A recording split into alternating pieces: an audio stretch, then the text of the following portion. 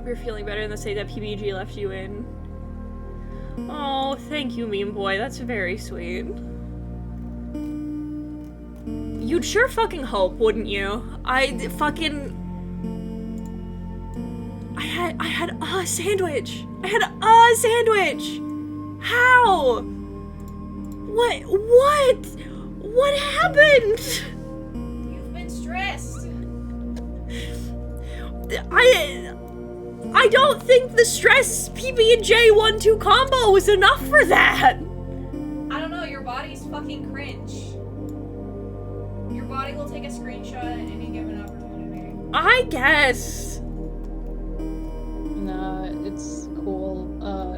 Currently my tabs on my computer,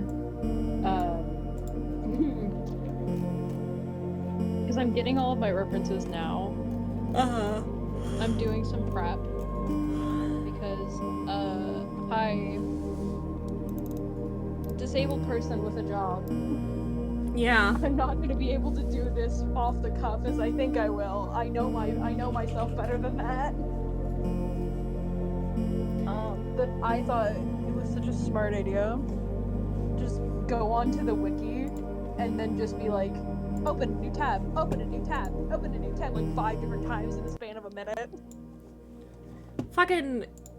So what happened? Not to fuck my computer. No. So what happened yesterday was I had a peanut butter and jelly sandwich, right?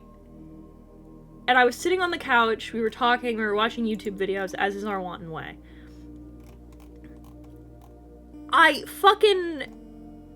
We're watching the YouTube video, and I start to feel, like, stomach cramps. And I'm like, okay, I have to go to the bathroom. I go upstairs. I go to the bathroom. My body temperature dropped. It felt like somebody sucker punched me in the stomach, and I felt like all of the blood leave my face. I almost blacked out. And I was like, what the fuck is happening? And I had to sit there for like a couple extra minutes because I was like, I'm gonna pass out. What's happening? I was in horrible pain. So I was like, okay, my heart's pounding, clearly to restabilize my fucking blood pressure. So I'm like, all right, so I took my fucking heart medication. I go lay down. I go to sleep. I sleep for about 2 hours. I wake up. I am once again in horrible pain. I repeat this process. I lay back down. I go back to sleep. I could not move without like agony until like 7 p.m. I had lunch at 1.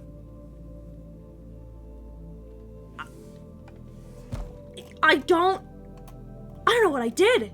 I don't know what I did.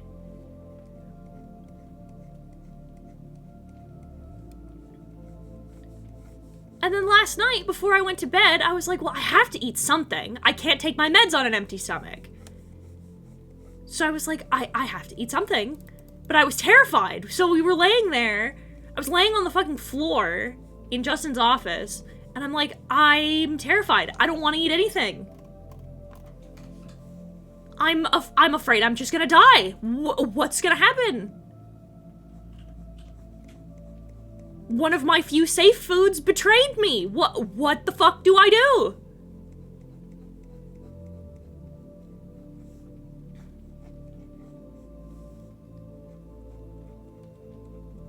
So I was fucking like, I'm gonna die, I guess. Shinae, I suppose. Doing my best to honor the roommate agreement. I guess the fuck not. I guess my body has other plans. I don't know. I don't know. I give up. I give up. That's enough. I think. I think that's enough.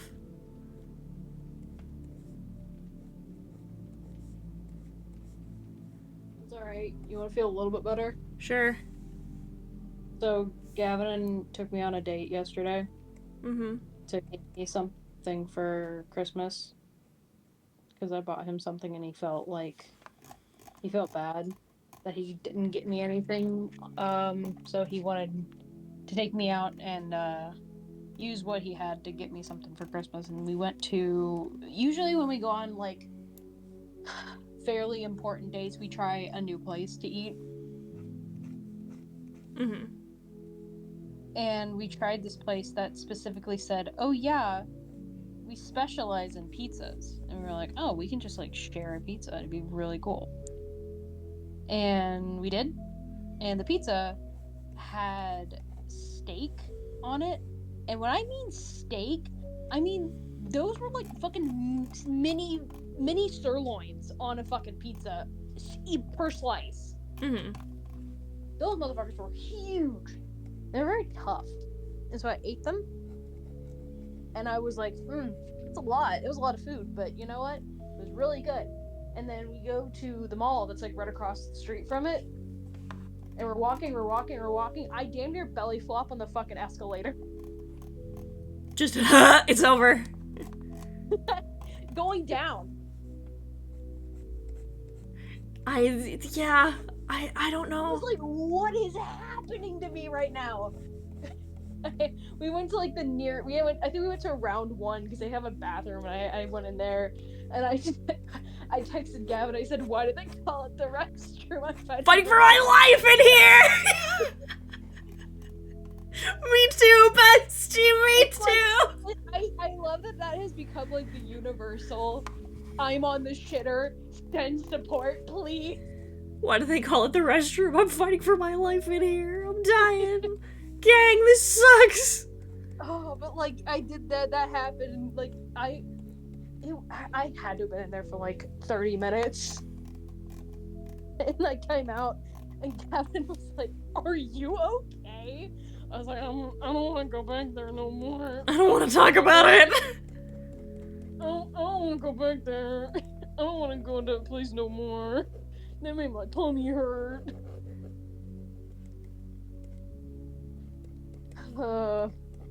It's alright. I sneezed also earlier today and I popped my back. Oh god, yeah. It's so funny because I'll do that in calls with like Avi or somebody else, and I'll just be like, oh, my back, and they're like, you sneeze. I was like, yeah, I know. Have you ever sneezed and then like triggered period cramps? I've done Yes! Fuck you, Brooke. I don't want to think about that. It sucks! It sucks. You sneeze so hard that you like pull a fucking muscle. God. It's so funny, speaking of period cramps. Fucking... Okay. For the majority of Gavin's life, he lived with 2 women.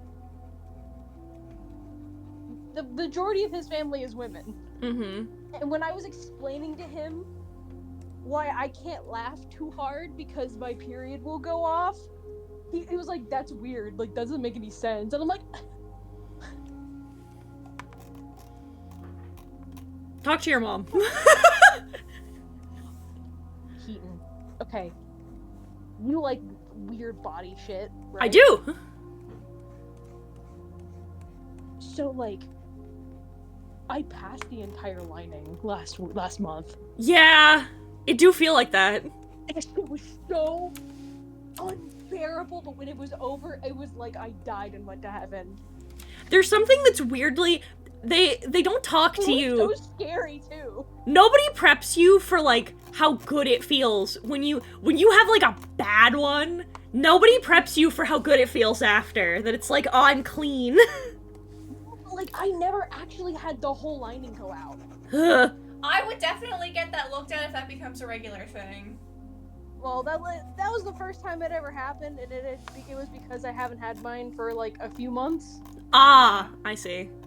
But like that happened, I looked at, I was like, I got so scared. But luckily, I did know that was a thing. Like about, like earlier this year, I found out that was a real thing, and I looked up what it was supposed to look like, and it looked about like how it was supposed to. So I was like, okay, You're clean. I'm not Coughing, dying. coughing or sneezing on your period is the worst. It's funny too, cause like I'll laugh. I'm a chronic giggler, Mm-hmm. and like I'll laugh a little too hard, and then I'll just start crying because I don't wear tampons. I wear pads. Same. Same, Bessie. It hurts. Mm-hmm. Also, bro, I have something important that I need to share as a feminist. I have something important to say. Okay. No, hear her out. Let her talk. People with vaginas. If you shame other people with vaginas for their menstrual equipment, you're a bad person with a vagina. You're not an ally. You're not an ally. You're a bad AFAB. I don't care. If you, because I literally have been called like a child because I don't use tampons, and I'm like, bro, they hurt. I know they're not supposed to hurt, but the way that like I'm built, they hurt to pull out. They hurt, dog. No. I don't feel comfortable knowing the only thing that is keeping that thing inside of there is a string. I don't like that. Yeah. I feel unsafe. It feels unsafe. I don't like. Oh, it's cleaner. It's cleaner. Your mother. Shut up. I had to use both anyway, so I'm like, I'm gonna just stop using the ones that hurt me.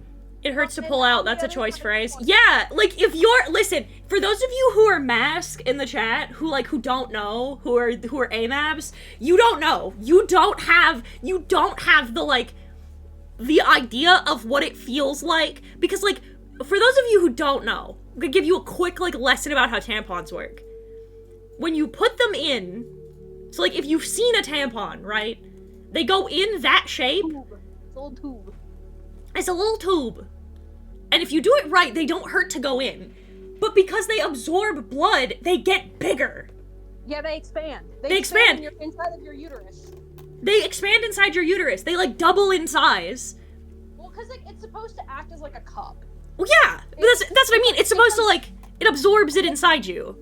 It's like bread. It expands in water. Right, and it's supposed to like, and it expands to keep it all in there. And so it does. So it gets bigger when it's inside of you and it's absorbed the blood.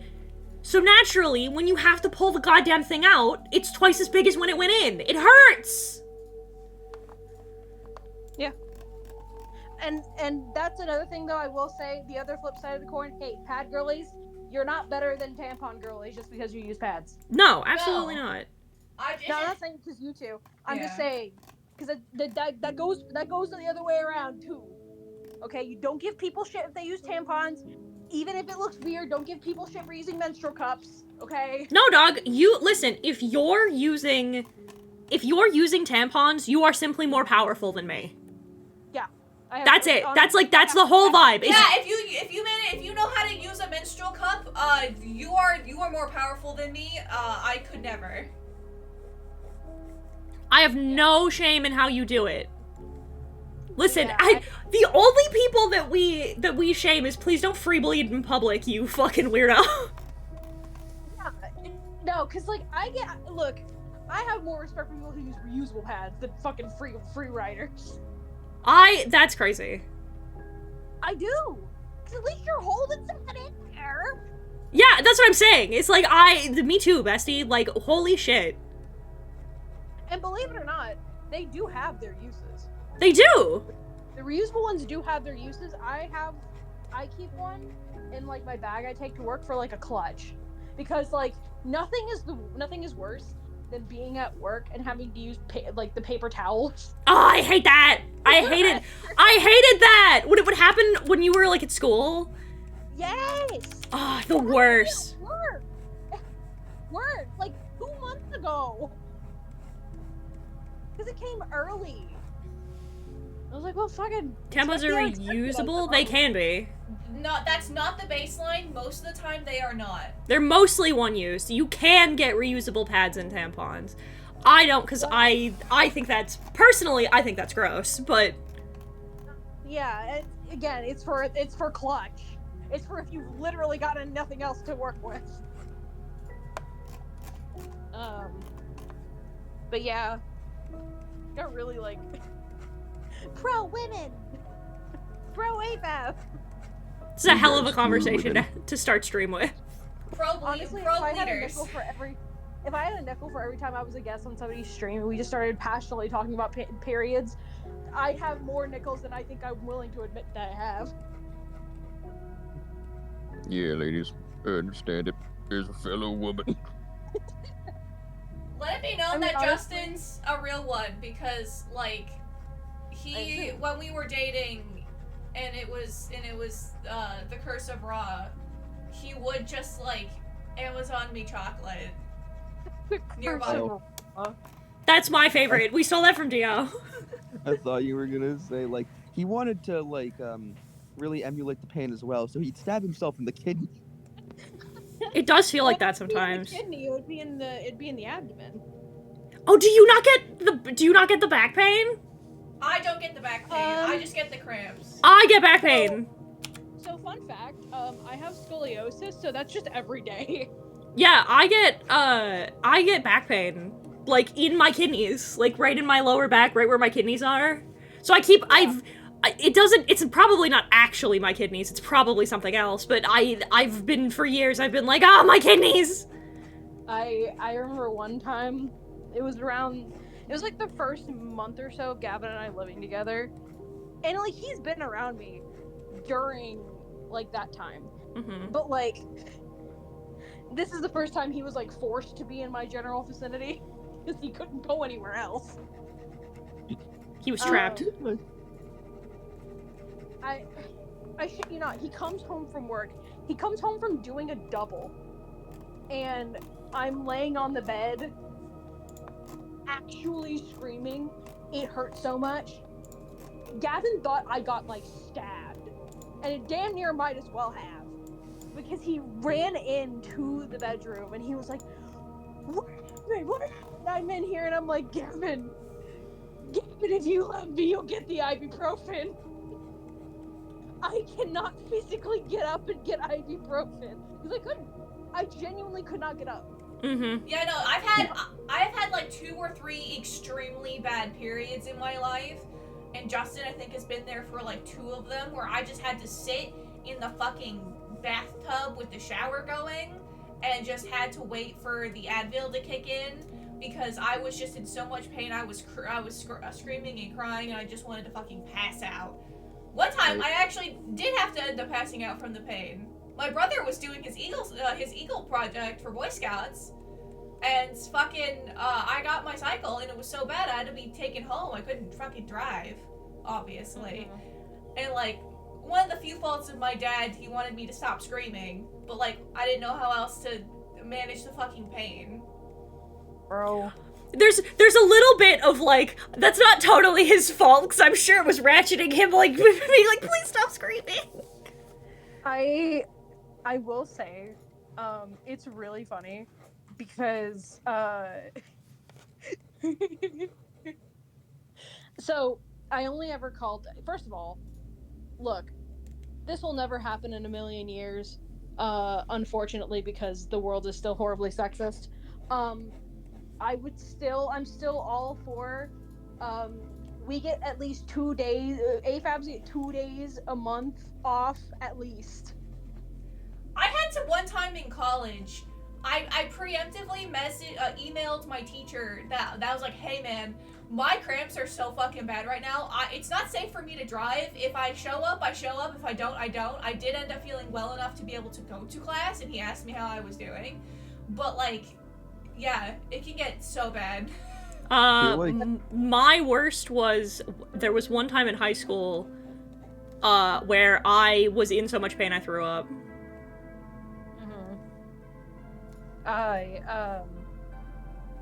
What's it? I can't believe it, we killed Avi. He'll be alright. He was like mid-thought, and he just like disappeared. But I called out one time, because I just could not get up. I could not, for the life of me, get up to get ready for work. And so I texted my boss. I was like, buddy, I ain't coming in. And I don't normally call out, right? Mm-hmm. So that was really concerning. And he was like, oh, okay. Are you all right, kiddo? And I was like, feminine issues. That's all I texted him. This is feminine issues. And he goes, well, I didn't have to know that much. I was like, motherfucker, you asked! And you asked. I would have gone with no, I'm not, but that's cool. I would have been, I mean, well, no, okay. No, I like the idea of him being like, would have accepted a no, but now I know, I guess. But that's fine. Look, knowing how I am, he's lucky I didn't send evidence, okay? Send him pictures of your fucking clods. I mean, I almost had to do that one time. What? So, not at this job. Not the job that I have now. My last job, the manager job. Yeah. So, again, hi, traumatized child in the American school system here. I've always had damn near perfect attendance no matter wherever I go. Yeah, same. I rarely missed work, especially because I was a manager. And there was one time, rancid food poisoning. Mm-hmm. And I was on my period at the time. Oh, the worst! And I had explosive diarrhea. It was bad. Well, yeah, from the food poisoning, I'd imagine. No, the food poisoning was me throwing up. Oh, cool. Well, the food poisoning also gives you that, too, so it could have been just both. It was coming out of every single orifice that it could. Mm-hmm. And this was also right before I got the ear infection.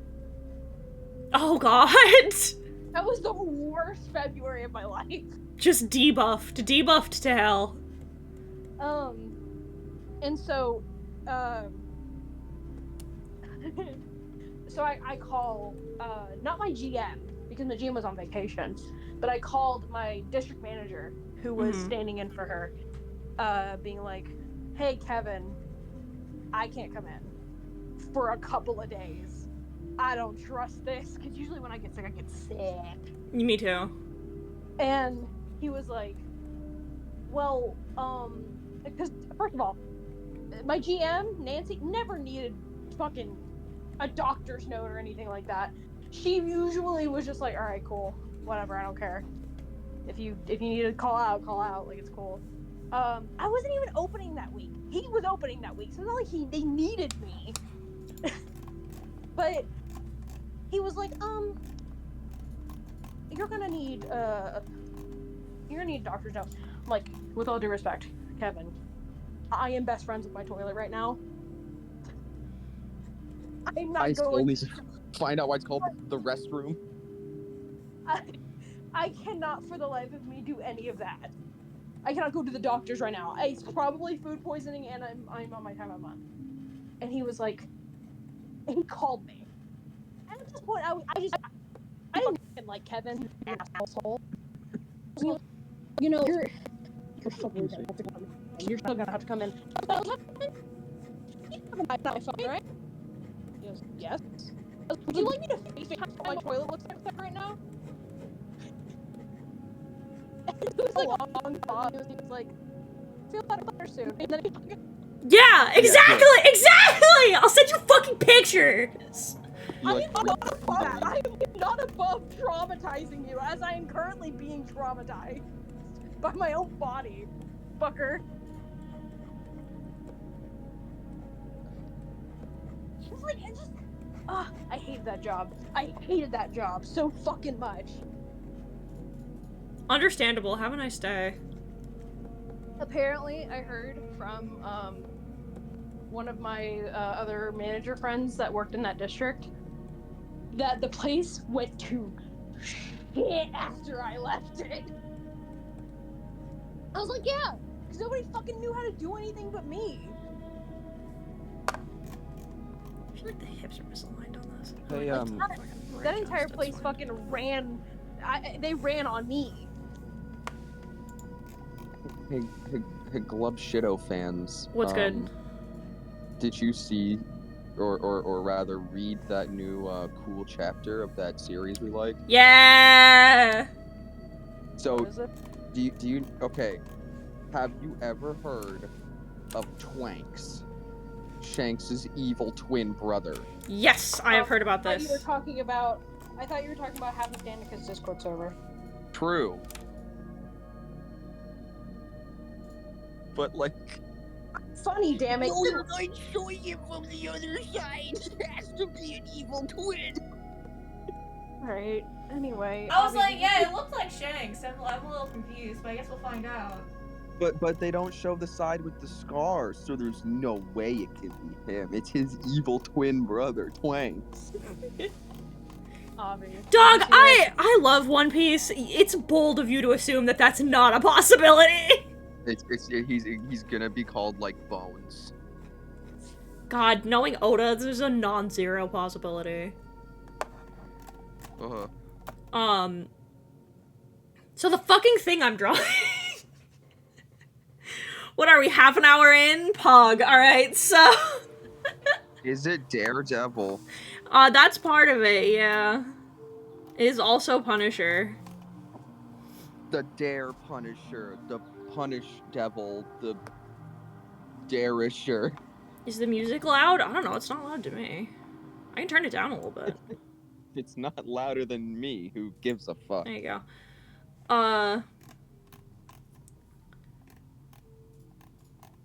Oh gee, Mr. Catholicism himself. Yeah, Shut yippee. up. Dude, me and Matt need to have a fight over which guy loves their mythos more, and he will win because I don't. Obvi. So, the brain rot has consumed me, as you well know. As is your will and want. As is my will and want.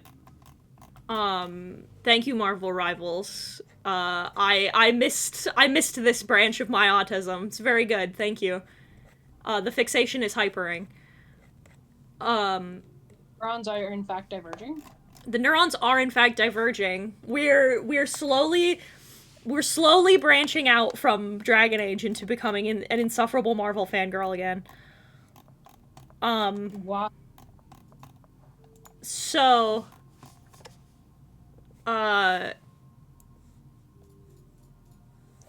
so where we're at is I started drawing some Frank Matt, and then I realized, like, I should probably have, like, consistent designs in my own head. And I was like, yeah, I should probably do that. And then I sat down for about 15 minutes and, like, continued to work on the thing I was working on. And my brain went, you should probably have a reference for that. And I'm like, I probably should. And then I kept working, and my brain's like, no, just fucking figure it out, dumbass. And I'm like, okay. So here we are. I'm using a couple of, like, canon designs for him. Namely these two. Because there's a lot of things I like about the Netflix Punisher, Netflix Daredevil.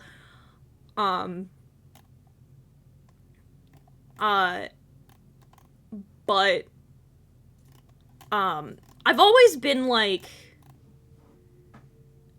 more of a proponent of, like, a fabric costume. Hey, Fab. I don't know, the, like, it's one of those things, right, where, like, the leather costume feels more practical, right? It feels more,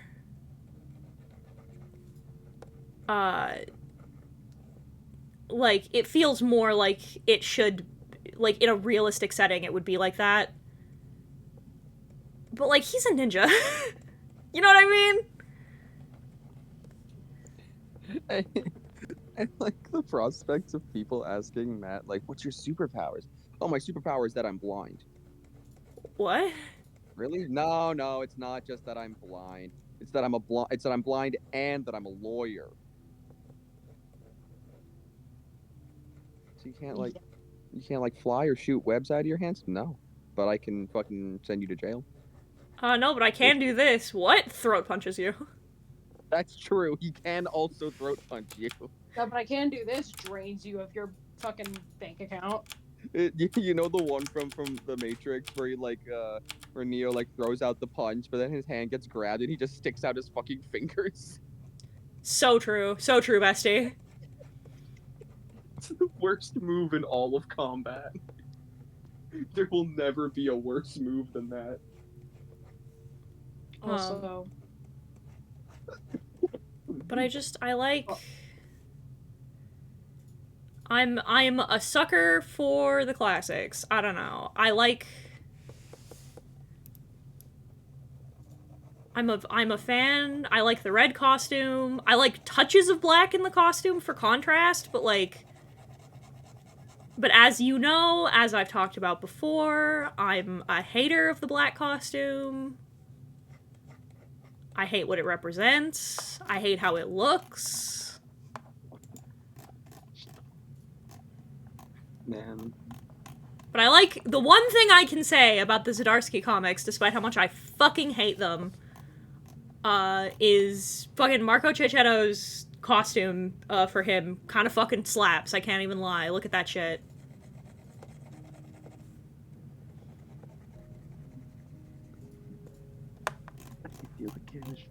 That's kind of sick as fuck. This fit does in fact go hard.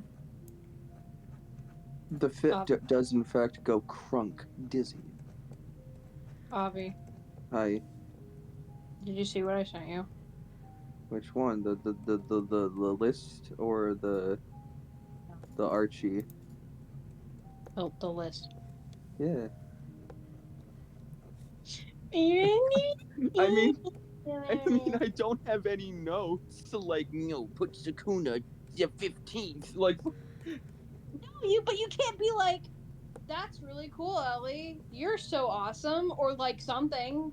Ellie, I woke up at 7:47, which is literally the minute this stream started. I then shit myself and I got in this call. I forgot to be like, all right, well, yeah, you're doing it. But now I'm here, so I can say you're doing it. I'm gonna do it too. Yippee! Do it in the reverse order. I mean, you realistically could. I'm not gonna stop you. Zdarsky better keep my wife Bruce Wayne's name out his fucking mouth. I have terrible news for you. He apparently not only has he not, but listen, I was joking about this before, and it's becoming less and less of a fucking joke, because I'm a little upset about it.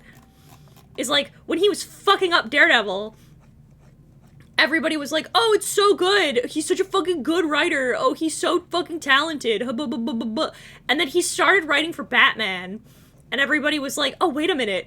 Is he actually bad? And we were like, yeah! We were saying! You get Batman kneeling in front of the cross, like, Jesus, Look, I need you to give me strength. it wasn't because I didn't believe you, it's because I'm not that into it. I'm not that in it, like my name is Bennett. I was thinking about Batman. Yeah. And I think what's infinitely more interesting than the idea, or I guess the interpretation of Batman not killing, which is it's the wrong thing to do. It makes me as bad as them. Blah blah blah blah blah. That stupid shit. I think the actual interesting thing about Batman not killing is the prospect of, if I dip my toe into that pool, I don't know if I will be able to come out. Not oh, I'll be able to, or I know I won't. It's I don't know. Yeah. And that's scary. I think listen, I think that it's infinitely more interesting, given Bruce Wayne as a character, to be no, you don't understand. I don't kill people because there's a 75% chance that if I kill somebody, I'm just gonna keep doing it. It's gonna I am afraid of how good it might feel, and I'm really not trying to add something else to the cocktail of whatever the fuck is going on in my head right now. It's like, you know what, that's pretty based, actually. Yeah, and it is a reason why I can actually like look at the no kill policy and be like, no, this is fair, this is fine, because like every other thing where it's like, oh, I don't want to be as bad as them, like, shut up, shut the fuck up, do it. Kill! But then you look at that, and then it because not only does that idea make you think like, oh, Batman's line could be very blurry based on his like previous experiences and how much and like how he would feel in the moment about having killed someone, and it kind of makes you think about yourself a little bit. Mm-hmm. And I think that's the type of like real superhero ideology that works. Like when you take how these characters who are larger than life feel about themselves and apply it to your own person in a perfectly like valid, realistic way, it really makes you identify with them more than finding out that like Batman likes the same coffee as you or something. You know what I mean? Yeah, I think so. I enjoy the rigidity of his morals as an autistic person with that kind of mentality, but I am Bruce Wayne's #1 glazer, so what do I know? Yeah, no, True. it's 100%. Like, I think that, like, a lot of... That's what I mean, is I like the idea of it being, like, a rigid moral principle specifically for that reason. Like, I like the idea of him being completely, like, unflinching in his desire to do so, purely because he's like, no, if I compromise my morals this one time, then that means that they're compromised forever, and that means that there's nothing stopping me from ever doing it again, and I really don't want to do that, because that's not how my morality works, and I think that fucks. Yeah, like, there's nothing stopping me from doing it again, and the person would be like, oh, well, you could stop yourself from doing it again. He looks at you and goes, would I? Oh, hang on one sec, I'm gonna Yeah, the add. floodgates are open at that point. Exactly! I get it as someone who does not drink, because if I actually find, like, a sweet alcoholic drink that I like, it's fucking over for me. I already have a hard enough time when it comes to, like, certain types of sweets in the house, and I just know it's better for me if I fucking don't. Right, and I think that's rad. I think that fucks. Bro, I'm one of those people. I'm apparently, according to some people, I'm very annoying. Or I'm like the most annoying person you know, or whatever. Because if I drink like a cocktail or something, and it's really like sweet and it's really good, the first thing I do say is, "Oh, that's dangerous." Ah, yes, peak white people moment. I get you. You, fuck you. We can't What a all have goddamn started airport. drinking alcohol at 6 years old. Okay, that was not your decision. That was your dad's head ass decision, though. Yeah, but I asked what it was. Oh, your curiosity does not excuse your dad's. Don't worry about it. Anyway. Also, Batman, hi. I or decided the to come Punisher. in. I decided to come in because I got another ad, like not even 5 minutes into watching your stream again. Yeah, I hit them every little bit, so that way, people who are new don't get them when they join in. So you being like, I just got here and I got an ad, I was like, oh, hang on, let me... I got 2 ads. Yeah, let me fucking fix that. I'll kill myself right now. No! Shut up about Serena! Shut up about Serena! I think Serena's so fucking stupid. I'm gonna be real. I think the idea of like, yes, I've sleeper agented myself, in case, is the dumbest thing I've ever heard. Didn't Ocelot do that? Yeah, it was the dumbest thing I'd ever heard when it happened in Metal Gear. Yeah, I'm really glad that you have the constitution to be like, no, it was dumb. I got a Skittly D because I gotta get myself lunch. Hey, Goodbye. I keep forgetting it's not 8 o'clock for you. I just cut your mustard grape looking ass. Get out of my house. I know. I get it. Listen, hi. I have to live in the world where he made Mike Murdock real, and I don't want to talk about that, but that's neither here nor there. Dude, do you know what I want? Did we retroactively rewrite the canon so that Matt could have another person that he, that mattered to him die? Because God forbid that we ever write literally any other kind of story. Nah, it's fine. It's fine. I'm fine. I'm so normal about it.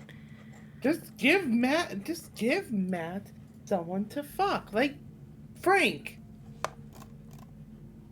But like... Specifically Frank would be great.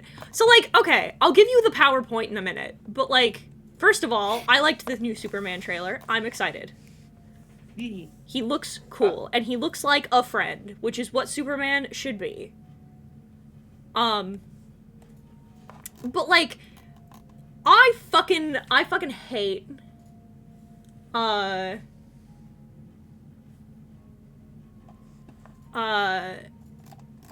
no! We're not talking about this! I hate Karen! She sucks! I hate her! Fucking... I cannot explain to you... this is Mortis's fault. This is the bit. The bit I'm going with is that it's Mortis's fault. Because he sat down and he explained to me, he was like, I hate Karen. I hate her so much. And I was like, why? And he explained it to me, and I'm like, damn, now I also hate Karen. Listen, good enough dick could probably fix her. Maybe. God knows good enough pussy fucked Matt up for life. I hate you too, Elektra. I'll give you shit too.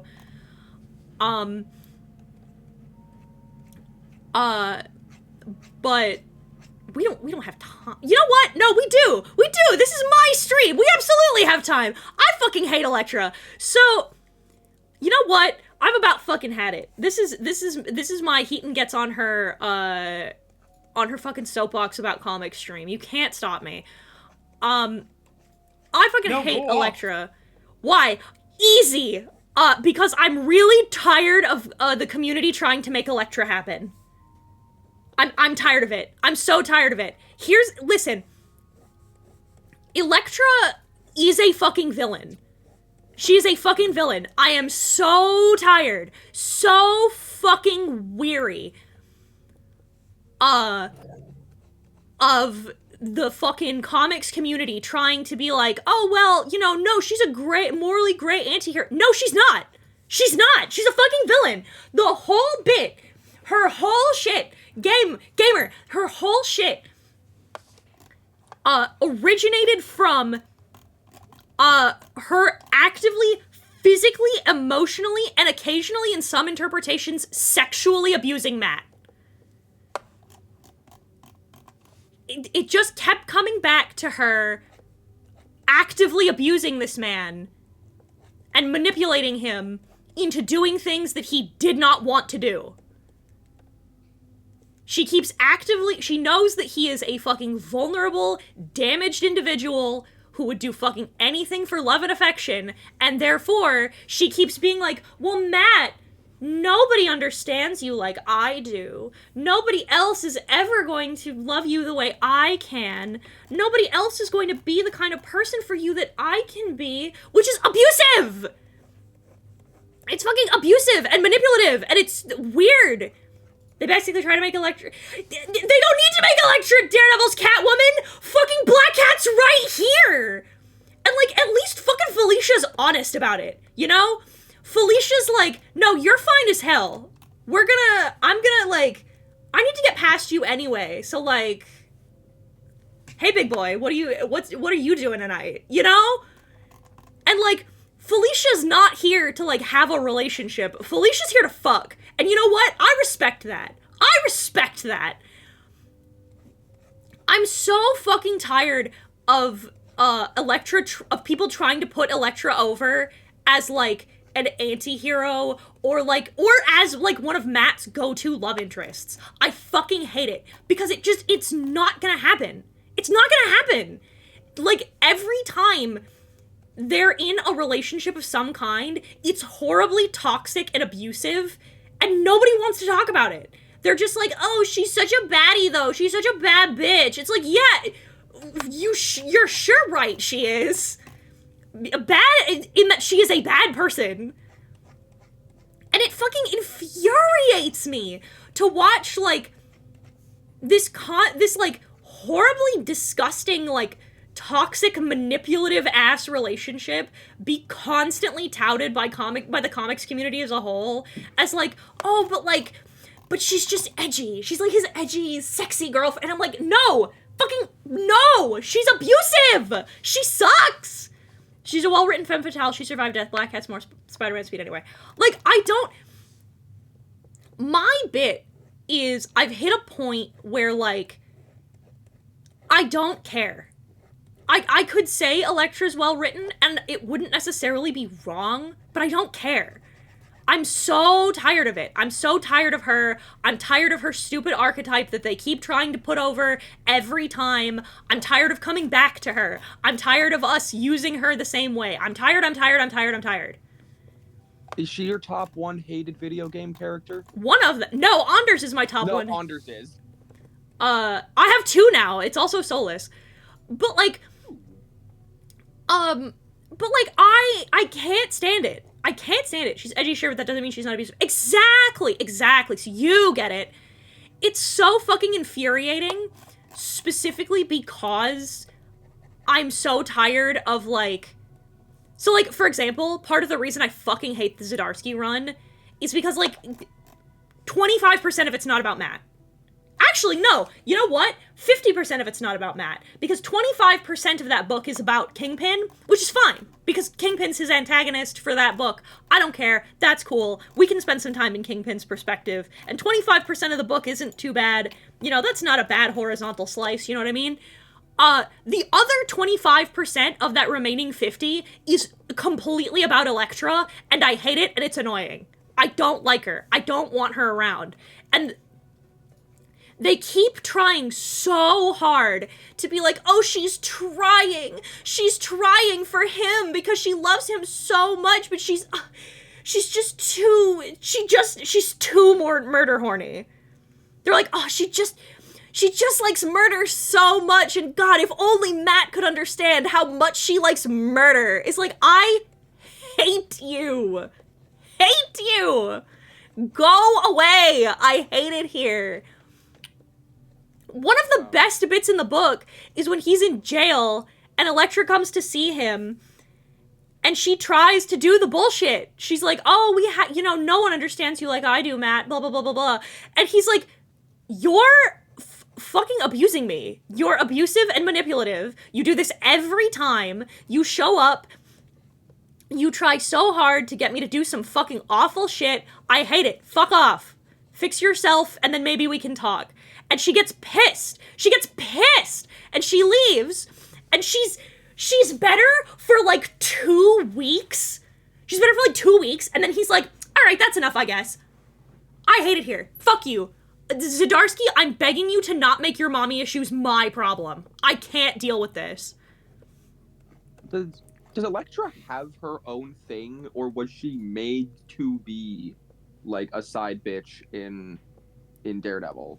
I think she has her own shit now. And I think she has for a bit. Originally she was introduced as Matt's love interest, yeah. Because did I ever tell you where I met most of these characters? In Marvel Ultimate Alliance for the Nintendo Wii in 2008. So I met Elektra through, like, her conversations with Bullseye. Yeah, I love her shit with Bullseye. Her shit with Bullseye's great. Yeah, I also thought it was just really fucking fun in that game when you would, like, fight a villain with their hero, and they would have different dialogue. That shit blew my mind in 2008.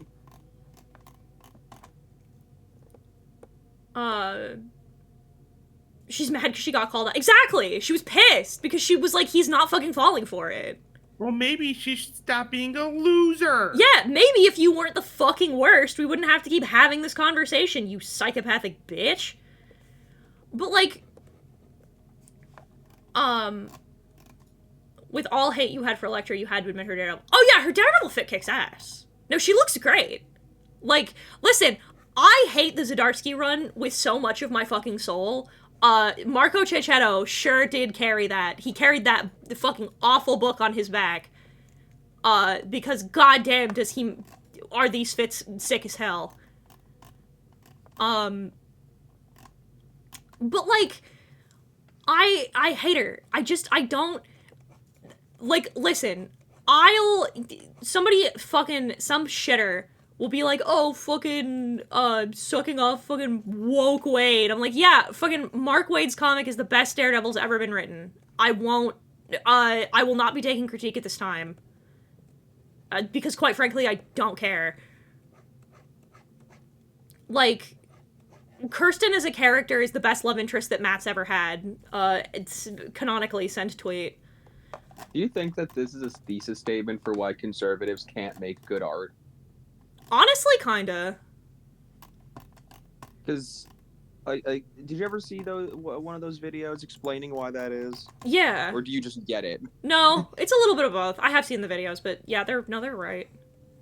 I think it's very interesting how it's like, oh, they don't make you ask questions, because if they make you ask questions, you start questioning the system you're in, and that's bad for conservatism. Because you didn't see it, I would ship Matt with either Jessica Drew or Kingpin. What? You ship Punisher and Electric- Get out of my chat. What are you doing in here? Whose stream do you think you're in? Dan. Time him out for 3 minutes. Whose fucking stream are you in? That you would Are you kidding me? With Frank? Are you insane? He'll go from the Punisher to the Punisher. It's just all capital. Huh? I should pick up his World's Finest run. I keep meaning to. You should. It's really good. I like the way that he writes their relationship. The pals. We love to see it. Yeah. Fucking. Like, are you for real? First of all, bold of you to assume that Frank Castle wouldn't sniff out her abusive, manipulative bullshit immediately and be like, yeah, I don't fucking think so. I just imagine her, like walking up and, like, just fucking, bitch! like putting her finger on his tit and, like, stroking down and being like, so, how are you feeling tonight about your brooding backstory? And he fucking grabs her by the head and just crushes it, and then there's a bald eagle screech. It'd be, like, first of all, he is a smart enough man to not put his dick in crazy. It's simply just the way that it is. Also, like... I'm not laughing. I want to make... No, it's a good bit! Yeah. But, like... Frank Castle is simply too smart to put his dick in crazy. The other thing is, like... I ship Frank Castle with a healthy sleep schedule in the psychiatric system. You're so right. But, like... Fucking... On top of all of that, like... This is why I have my bias against the fucking Thunderbolts, is because I hate that they tried to make Frank and Elektra happen. Because, like, first of all, we're gonna get so close right now. Fucking, you want me to believe, you expect me to buy, and this is something that, like, a lot of the adaptations of him try and do, and I don't buy it any single one of the times. Frank Castle is not a man who has casual sex. He's competitive sex. Exactly. Competitive sex. No, but like you cannot get me to believe that. You can't. He did it when they were on the Thunderbolt. Yeah, I know. And it was stupid and badly written because that doesn't make any sense. That's a wildly out of character thing for him to do. Are you kidding me? I don't mean romantically. I meant his Goku-Vegeta rivalry. Oh, well, then yeah. But, like, the thing is, right, I don't like... I fucking hate that they keep trying to do... that they tried to do that with him, too.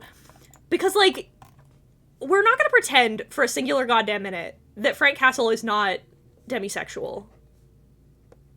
Like, this is a man who doesn't even think about the concept of sex as, like, a thing that exists until it's like, no, you know what? I like this person in particular. And spoilers, that person is Matt or his wife. But not Matt's wife. What's your type? My wife? What's your type? John's wife? True. Man. The fall pretty low, but... Fucking... Yeah, I like that. I like the way that turned out. That man is fucking you. Best assume you've gone through at least 3 background checks. Also true. Goodbye, James. Have a good time in the clock tower. At Blood on the Clock Tower. Shipping does not have to mean romantically. I'm tired of that being the assumption. Well, yeah, it does. That's what the word means. The word stands for Yeah, you'll never get the relationshipping. So, yeah, you have to specify. They're on a boat, right? But like, so a few of you asked for the PowerPoint, asked for the fucking the lecture, as it were, right? And so you're gonna fucking get it.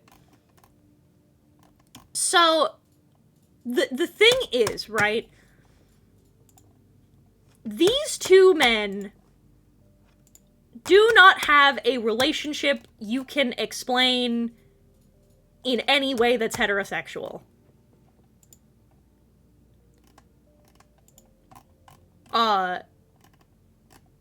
Like, this is your casual reminder, okay?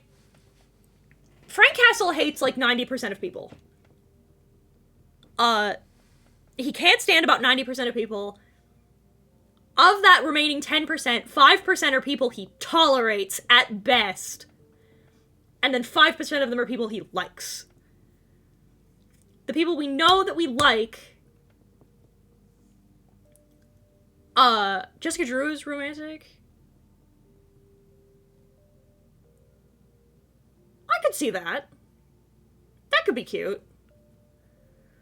But like...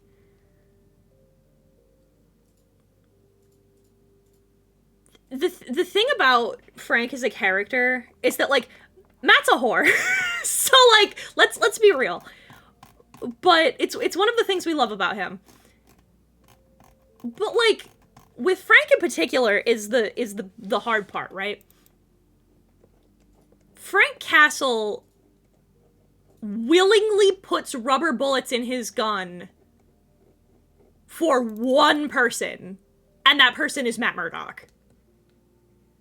Matt Murdock got arrested on crimes that he did not commit, and the moment that Frank Castle found out about that, he punched a cop and got sent to Rikers to make sure that Matt was safe. I keep thinking you're gonna say Matt Mercer. I keep thinking. Lumi, hi. You're here listening to me rant about my Marvel Rare Pair. So yeah, Matt gets arrested, and he punches a cop in order to get arrested so that he can make sure that Matt's okay. Frank Castle, specifically teams up with a group of heroes he does not like, and people he cannot stand, because Matt Murdock was put, in the fucking negative zone, and he had to go help save him.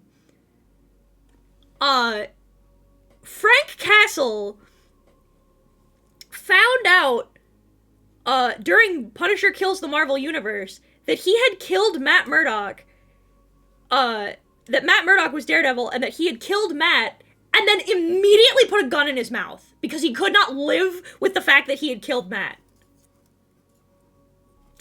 Gang! Fucking, like... Give me a minute. Hang on. We were talking about this the other day. Give me a second. Marvel Zombies. In Marvel Zombies, Frank finds out that Matt has been kept by, like, a group of shitheels. It's Frank Castle. Do you remember me? I heard they had you here. I can finish it now for you if you like, or I can turn you into a walking bomb. And tomorrow you could take those animals with you, do you understand? Broke in to save him. To let him have revenge for what they'd been doing to him. Look, there's no fucking... And then in the newest comics...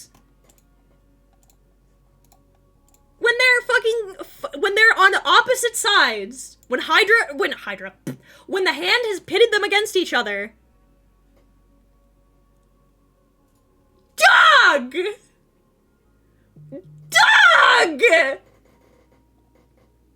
Come on! Come on! Are you for real? Fucking... This relationship is so fucking fruity. I can't. These motherfuckers gay. You know what this reminds me of? The manga only ever says that Gojo and Geto were best friends. It's a Russian taunt. That's what I think every time. I'm like, oh yeah, it's a Russian taunt. I'm taunting you. I'm taunting you. This bit where it's like, fuck you.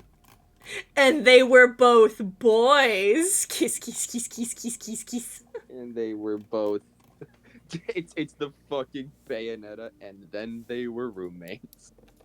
I'm telling you, there's no heterosexual explanation for it. These motherfuckers gay. And it's good. It's a good ship as well. Cause like, I was talking to somebody else about this, and they're like, oh, well, isn't that like, wouldn't their relationship, I think their relationship would be really toxic. And I'm like, no, it wouldn't. Because like, the thing that fucking infuriates me about like, listen, God, it hurts. It hurts being the only real Punisher fan. Cries, she says sarcastically. But like, it's so fucking infuriating to me listening to motherfuckers be like, well, wouldn't he, like, treat Matt? It's like, no, he wouldn't. First of all, Frank Castle was one thing before he was anything else, and that was a good husband. Like, this is a man who, like, regardless of a relationship with Matt or not, right? You can have whatever opinion you want. Your opinion's wrong, but it's fine. You can possess it. Fucking... The one thing that I won't hear in regards to Frank slander, the thing that I'll get actively, like, mad about, is Frank Castle, again, before he was anything else, he was a husband and a father. This is a man who loved so deeply and so profoundly that it changed everything about him when that love was taken from him. That his entire worldview shattered because he could not believe that the perfect, beautiful people that he loved and cared for were taken from him. That changed everything about him. And, like, yeah, I did see what Brooke said about Frank, because she said it to me before, it was posted on fucking Blue Sky. We were sitting next to each other. I was wondering if it was too scathing. And I was like, no, you're right. Like, Frank Castle is a man who is capable of such profound love and affection, that it completely alters his worldview. Shut up. Shut up. Shut up. I hate you. Shut up. I hate it. I hate this belief that, like, he is and always has been. I've seen a couple of interpretations where they're like, well, he is and always has been, like, a cold, unfeeling monster. Like, no, he wasn't. He was a loving father and husband. That's the whole point. The whole point of his backstory is that the one good thing in his life was taken from him, and he was inexorably changed because of it. Something to be loved is to be changed, right? Exactly. How do you feel about Cosmic Ghost Rider? I haven't read it. I want to, though. I'm curious. Yeah. I feel like the idea of Frank becoming Ghost Rider makes a lot of sense. Like, on its face. I think that him becoming the Spirit of Vengeance does, in fact, make sense. The spirit of punishing, one might say. Yeah, I have to read the comic to see how he's written, but, like, I don't think that's outlandish at all. I think that totally makes sense. And, you know, you as the only Punisher fan should Absolutely be investing in all types of Punisher content. You know, like the Punisher game that's available in the Capcom Fighting Collection. I'm thinking about it. Mmm. Um, Marvel. Ooh. Marvel too. But like, Marvel's back, baby. we're so fucking back. But like, I can't.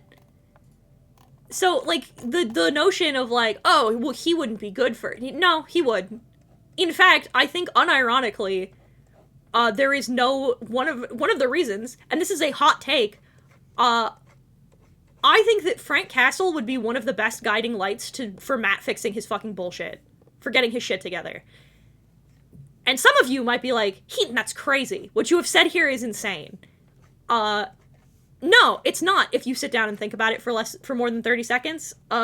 Because listen, Matt is a fucking mess. Right? He's a fucking mess. 100% of the time. And it's part of why I like him. I find him tremendously interesting and fun to read because a lot of Matt's, like, mental and emotional problems are problems of his own making.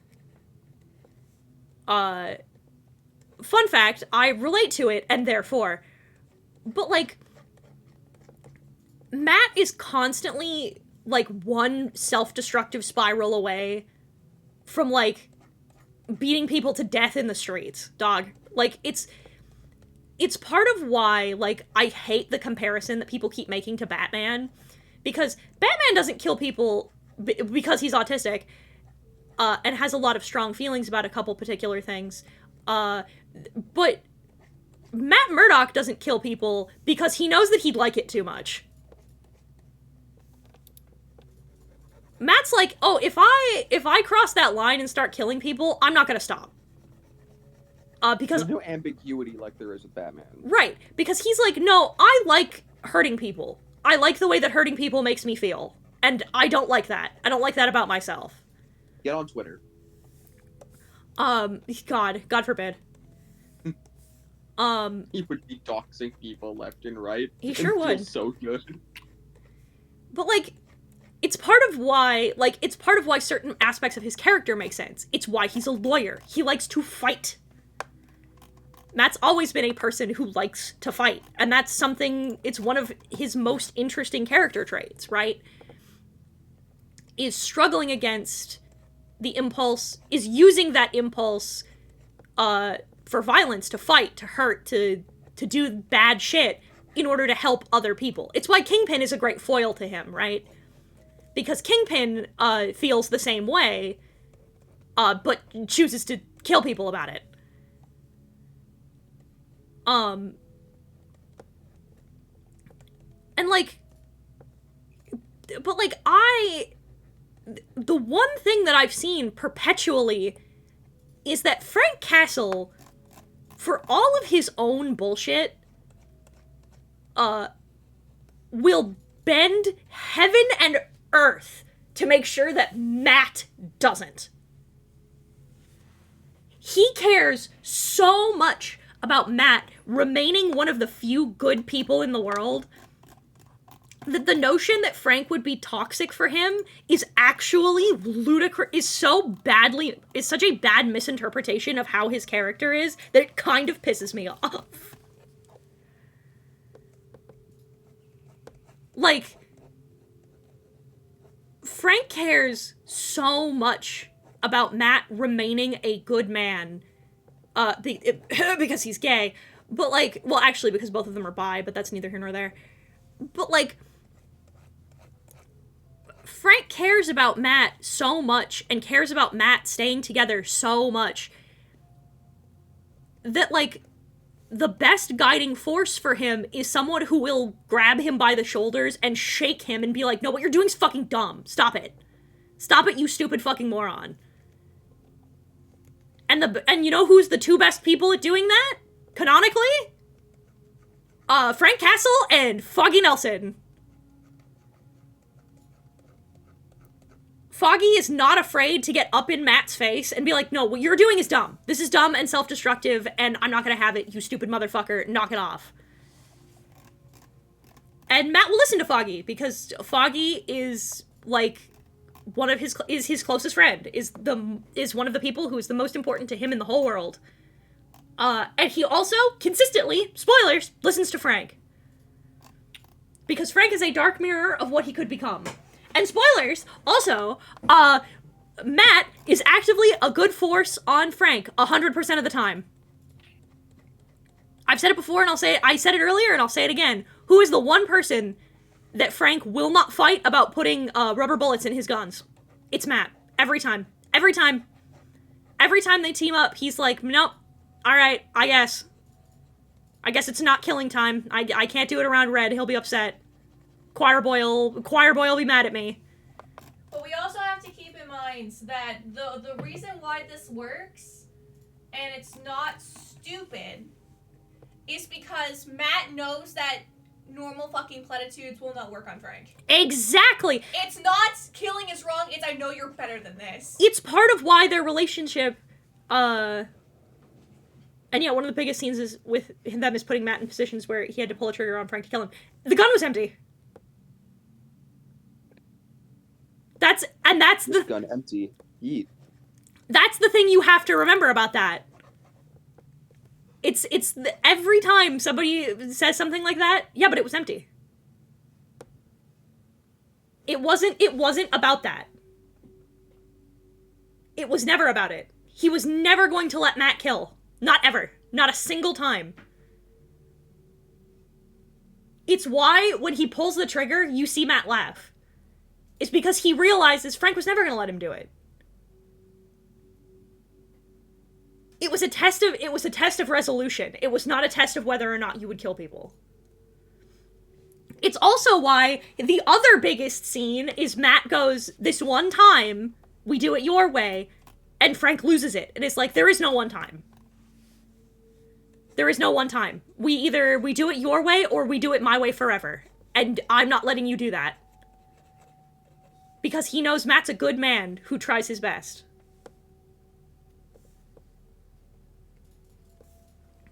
Matt is one of the few characters in the entirety of the universe who will sit down Frank Castle and not say murder is wrong. Because he knows that. And he knows Frank knows that. He knows that there's no point in saying the same thing over and over again, because he knows better than anybody what Frank knows. And it's that murder is wrong, but it feels better. It feels like the right choice. And Matt knows, because he has to fight that instinct every day, that the answer is what he's told by the people around him, the people who love him, is that you're better than that. And Matt Murdock is the only person who makes Frank believe that even for one team up, he can be better than that. And I think that's cool. I think that's beautiful. I don't know about you. Like, even if you choose to not read that as romantic, I don't care. I refuse to let people for people to insinuate that relationship is not profoundly intimate in some way, in some form or another. Because it truly, like, Frank just doesn't talk to other characters the way he talks to Matt. He doesn't talk to Logan or Steve or Peter. He doesn't talk to any other characters the way he talks to Matt. And I think that relationship, again, romantic or not, is so incredibly profound and intimate. It's why they're two of my favorite characters. Yeah, because the way he talks to Peter is he's like, yeah, Spider-Man, we're gonna do it. I'm gonna kill all these guys. And when he talks to Steve, he's like, yeah, Captain America, I'm gonna do it. I'm gonna kill all these guys. And when he talks to Matt, it's like, Well, because Peter, Matt. his relationship with Peter is one of my favorite things. Because I love that Peter, to this day, is still fucking terrified of him. I'm just imagining Frank with his arm up, about to cave a man's skull in with his bare hands, and Peter's entire body is wrapped around that arm like, don't. Please! Not for you, for me. I don't want to watch this, Frank, please! And he's like, let me go. You stupid child. Leave me be. Leave me to my murder.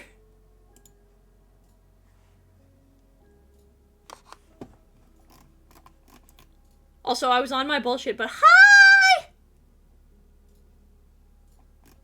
I'm Yamar. Oh. You are so sick. I'm so very sick. Yep. Oh my god, you sound awful. Haha, I feel awful. Oh, buddy. You. You. Dude, Discord on fucking on iPhone is like trying to gaslight me because I came into this call and at the top of my screen there was a speaker button that could put my phone on speaker. And then I had to leave the call for a split second and come back in and the speaker button was gone. It vanished. No and more. So I had to scroll around in the bottom menu and a new button appeared. Remember the scene in Civil War when Frank helps Peter to escape Iron Man and join Cap, and he kills a villain? Oh yeah, because the villains, Tony was recruiting villains. So a group of them tried to join Cap, and he just blows one of their heads off, just in front of everybody, with not a singular moment of hesitation. That's baller. And there's something that's so fucking darkly comedic about the fact that everyone in that room turns and looks at him, and he looks at them and is like, what? And then Frank, fucking Steve pins him to the wall with the shield and is like, what the fuck are you doing? And he's like, I never said I wasn't gonna kill anybody. I just love killing people. And Steve is like, all right, well, we're throwing hands about it. And Frank's like, no, we're not, sir. I'm not. Because the one character, it's one of my favorite pieces of characterization. If Steve shows up, he loses. He just puts his hands up because he will not fight Captain America. It's great. It's one of my favorite things in the world. It's why I love in Marvel Rivals, if you're on a team with Captain America, Frank goes, "It's an honor, sir." Have you do you know that audio of like I forgot which character it is, but the character going, "No, please. It hurts." And then Vegeta screaming Big Bang Attack. Yeah. That, but it's Iron Man. Yeah. I was about to say, and vice versa. I've never seen Frank Castle not jump at an opportunity to bully Tony Stark. Mr. Stark, it's been an honor, crushes your head. It's been an honor to kill the richest man in the world. I know Punisher wouldn't have missed. Would have also hit the CEO. That's insane. That's crazy. He wouldn't have. He wouldn't have gotten caught either.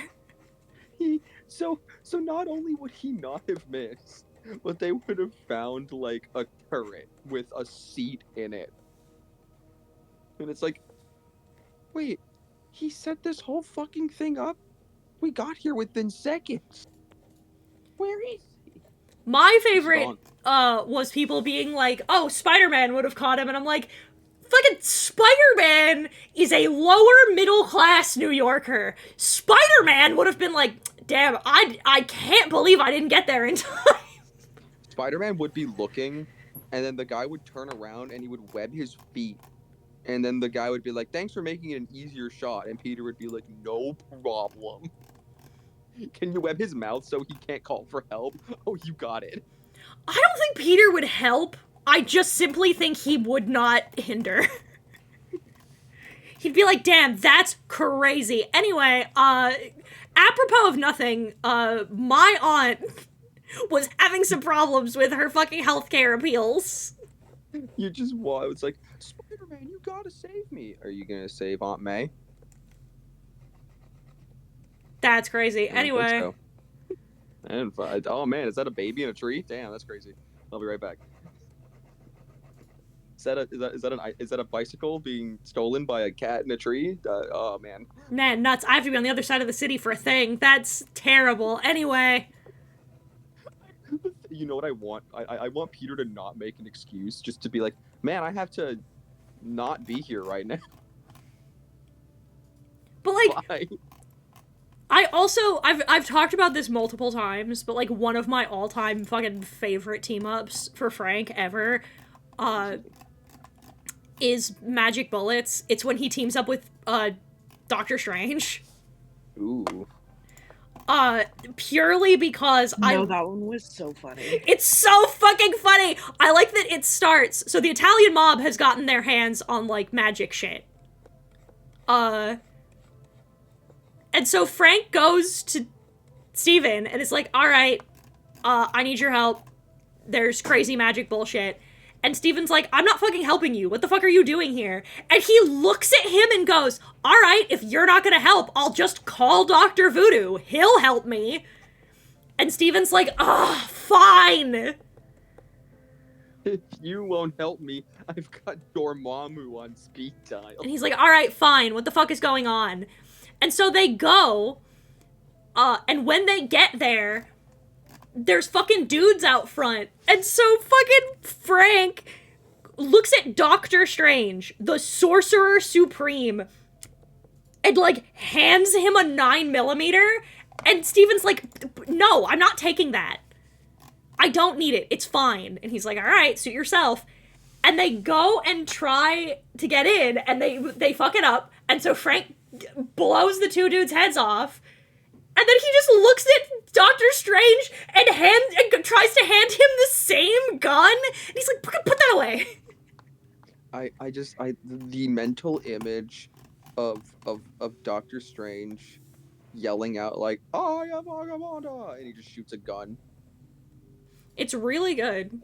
Oh man. Frank, also one of my favorite things about Frank's character, just a nice little thing in like the broad scheme of the Marvel universe, is that Frank fucking hates magic.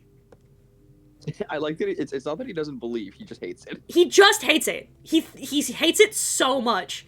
It's a great recurring pattern of him being like, this is fucking stupid. I hate this. This sucks.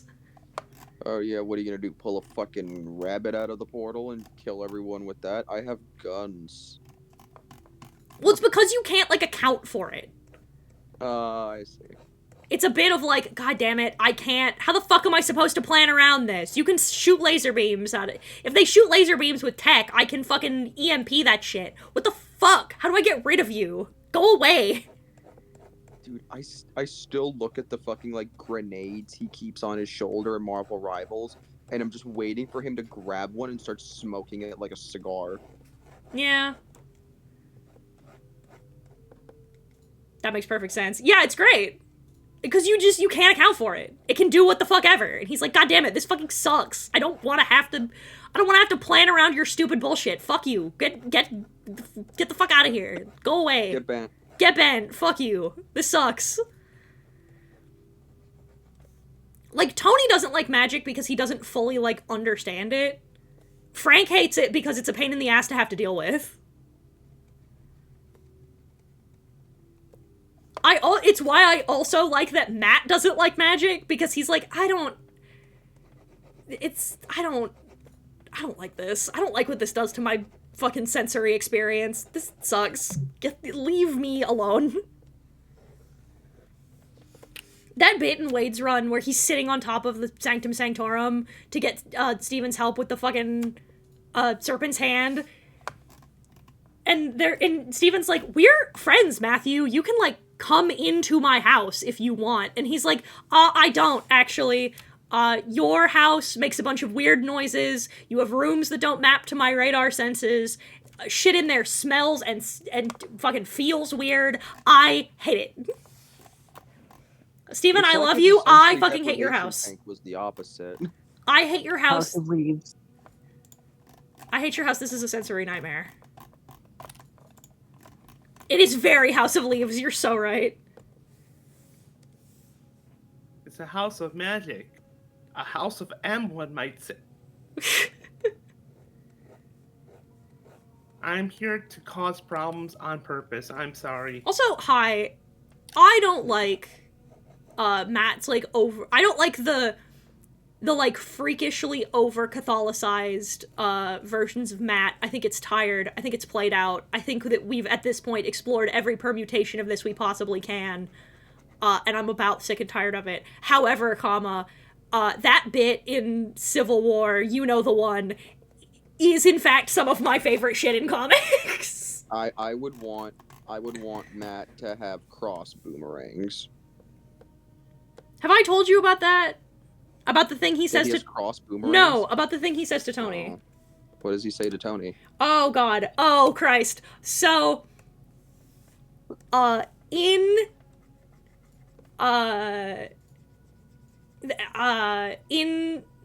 he gets arrested because he's teamed up with Cap because on things I would like to make prolonged videos about. Civil War actually becomes a much better comic when you think about it as a metaphor for class disparity, but that's neither here nor there. I'm not talking about that right now.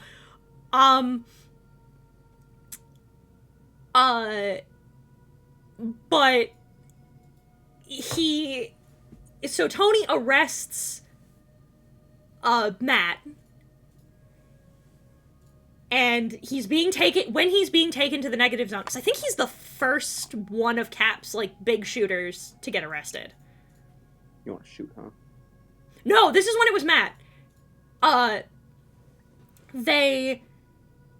The guards, he's like, did you take all of his weapons off of him? And he goes, yeah, the only thing he had on him was this. And they hand him a coin, and he goes, this is a silver dollar. And they go, yeah, he smuggled it in under his tongue. And he looks at Matt, and he's like, what the hell is this? And Matt goes, that makes 31. Sleep well tonight, Judas. Jesus. Well, That's fucking violent! That's fucked up! That's crazy! I love that! It's so fucking for real, dog. That's so fucking... Judas sold out Jesus Christ for 31 pieces of silver.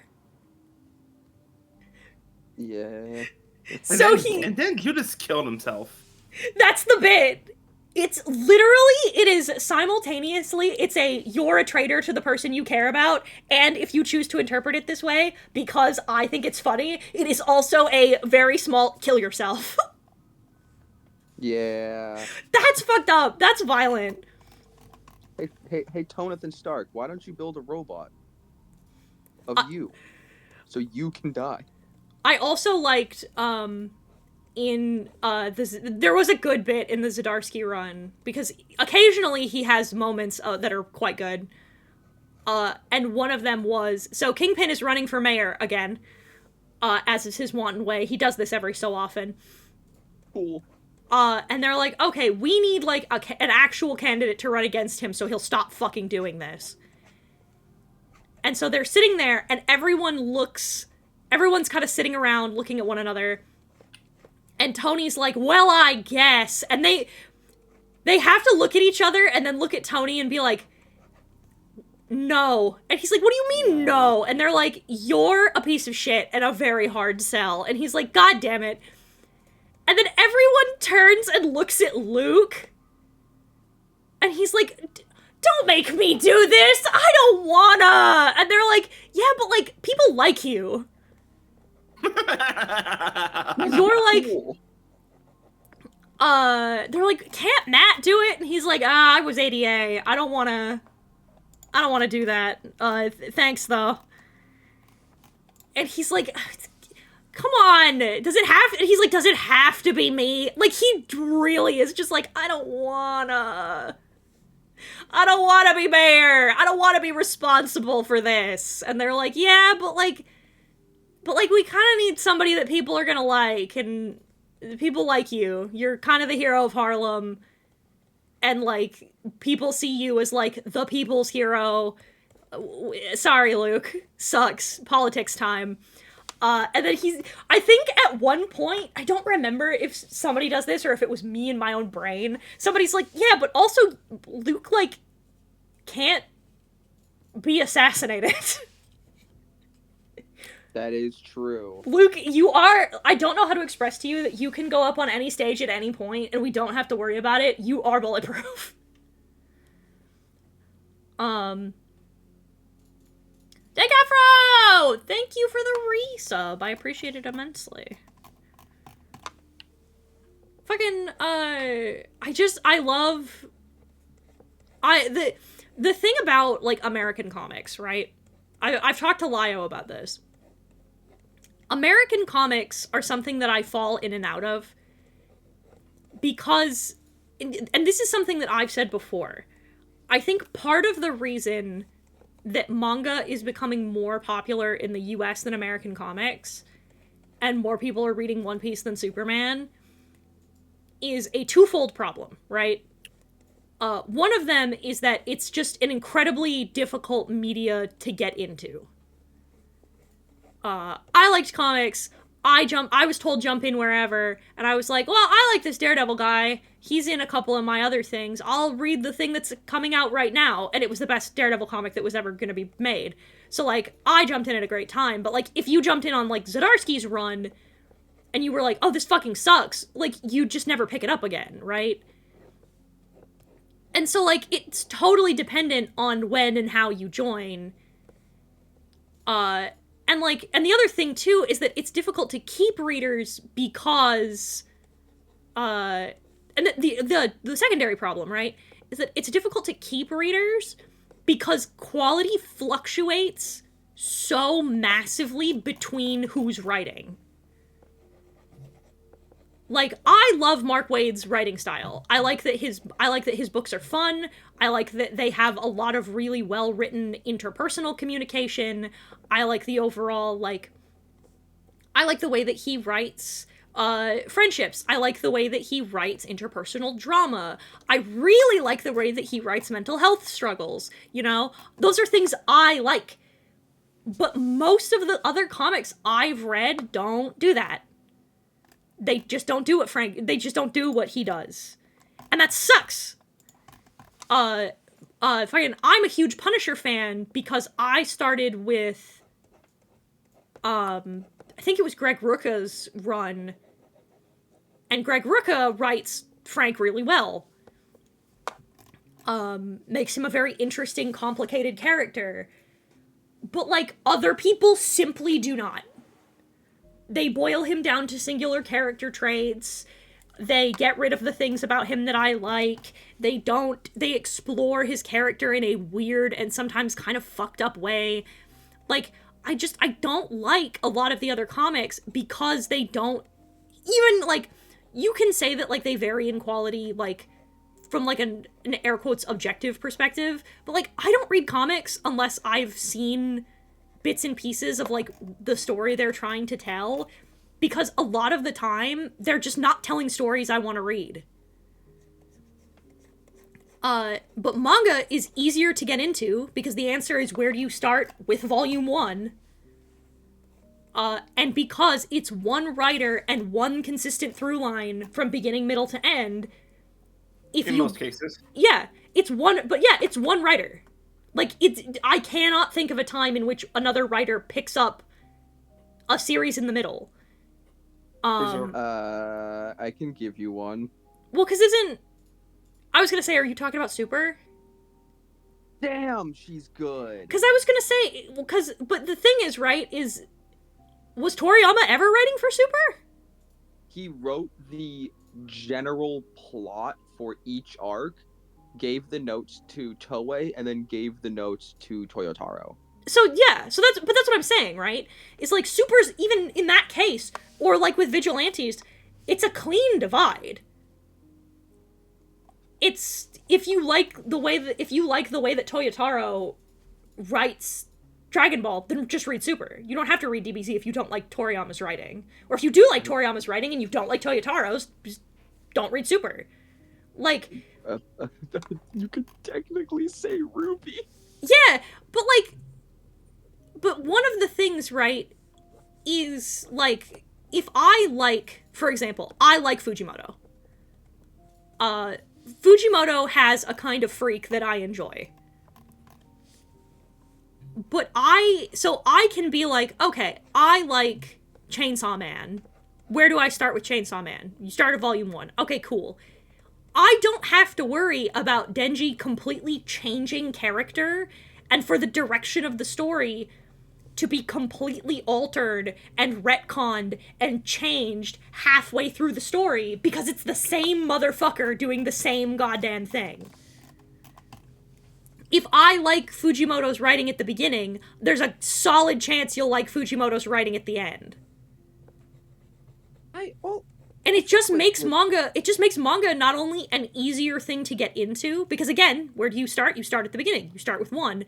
But also, it's an easier thing to continue reading, because, like, you don't have to worry about, you don't have to sit there and be like, okay, are the themes of this story going to completely change? Is this character's arc going to be completely different? Am I going to have to deal with a total rewrite of the first half of this because the person who's writing it now doesn't like the parts that I like? You know what I mean? And it's just, like, American comics are great because you can have so many takes on the same story. The problem with it, though, is that it's all canon. And that makes it all very confusing. Like, there were things, like, for example, when I was reading the Wade run, which I think is the best run ever, I was like, who the fuck is Maya? Who the fuck is this? And I had to go on Wikipedia and read about who the fuck this was. And she was from a comic, like, 10, 15 years ago? That, like, apparently nobody else remembered was a thing until now. I was like, who the fuck is Coyote? I've never heard of this motherfucker. And they're like, oh, it's Spot. And I was like, what? And they're like, oh, it's a Spider-Man villain. I'm like, oh, okay. Like, it's... People drop out of American comics because it's just confusing. The quality changes, the fucking story arc changes, people are using aspects of the story that are 10 to 20 to sometimes even 50 years old, and it's like, what the fuck is going on? Problem mostly Marvel and DC had that problem, while indie third-party stuff write their story in a straight line, while story making things more consistent. Exactly! It's why I really liked, I talked about how much I liked, oh my god, Gideon Falls. Because that was what it was. It was one straight-through story. Didn't really like the ending of Gideon Falls, but, but I liked it. It was good shit. It's why I like reading independent comics. If I'm reading American comics, I'm usually reading independent now. Because, like, just because, like, they're better. It's a better reading experience. Even if the story isn't better, like, for example, I didn't like, what the fuck was it called? Not Martyr, it was called, oh, fuck, I can't remember. There was a horror comic I read a while back that I didn't like. A bunch of people said that it was, really good, but I read it and I was like, I liked what it was doing, but it got way too explanatory towards the end. And I was like, oh, this metaphor's really on the nose, but, like, yeah, whatever. And then they started, like, actively explaining everything about it, and I'm like, oh, well, I fucking, whatever, I guess. No more mystery here for me.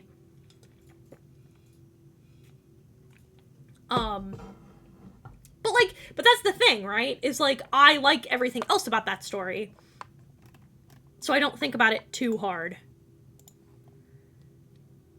And I don't really have a problem with that. I just think it's kind of an irritating reading experience. Especially when you're...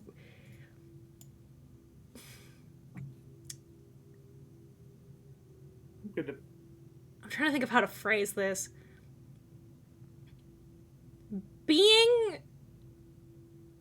Maybe this is a me thing. I'm not going to say this is an autism thing. I'm going to say this might be a me thing. Or it might be a my type of autism kind of thing. I'm very... Part of the reason I'm so picky about the comics I read, and part of the reason I'm so picky about the media I read, is I think that it falls into my rule following behavior, if that makes sense. You know how, like, one of the go-tos for people with autism is for them to be like, oh, they're like obsessive rule followers, right? I get like an impression of like, well, this is the character that I like. This is the version that I started with. This is the one that I like. And then my brain sees people write that character in a way that I think goes against like everything that is pre-established to me, and I'm like, no, you're doing it wrong. Like, that's not... It's why, like, I've said before that, like, I will never disparage fanfic. You work harder than the US police force. But, like, I can't read fanfic because if a character is, like, out of character, it makes me so mad. It makes me so irrationally upset. It's why I don't write fanfic, because I'm so scared that I'm gonna write the characters wrong. Yeah, exactly. I can't, and like, and it's, because I saw somebody on TikTok be like, why do people get like this? And I'm like, because I'm autistic. Like, it's just like, no, that's wrong. The classic, he would not fucking say that conundrum. Exactly! Yup. See, you get it. Exactly. Like, it's especially difficult for me when I like some particularly niche characters, like Rail Averos. When we've built up this whole fucking thing, especially in Star Wars game, it's like, I have to be the one to write it myself, because I cannot trust anyone else to have a similar interpretation as me.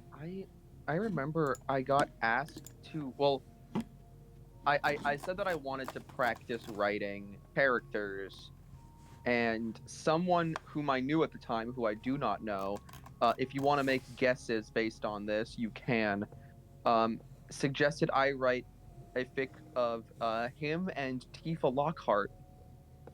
And that was the moment where I was like, how do I write Tifa? I don't know anything about this fucking character. What do I do?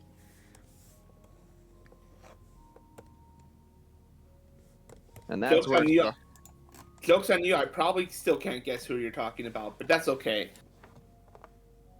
I've got a couple guesses, but it's, you know. But obviously we're not doing it on stream. Yeah. I'll just say their name rhymes with Schmaden Schmooky. Hear me, Schmaden. The one Yu-Gi-Oh! GX bit I know. Am I popping up references of how people draw Emmerich for better ideas of how to make Frank look older? Maybe.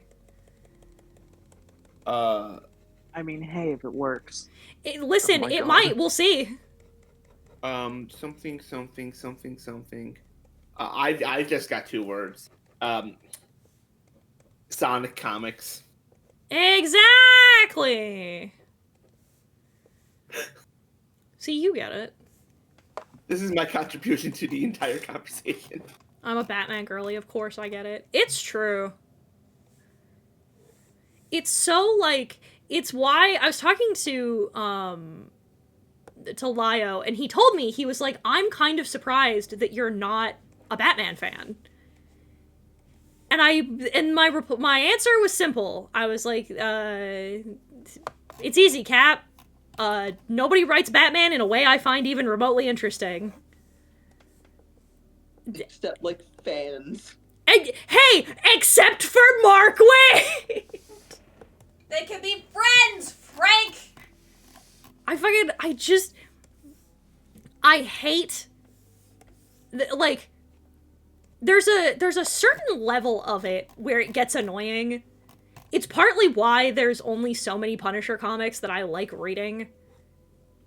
Because, like, one of the things that, like, motherfuckers who write Frank Castle really like to do, is they really like to make this motherfucker monologue. And I hate it. It's so fucking irritating.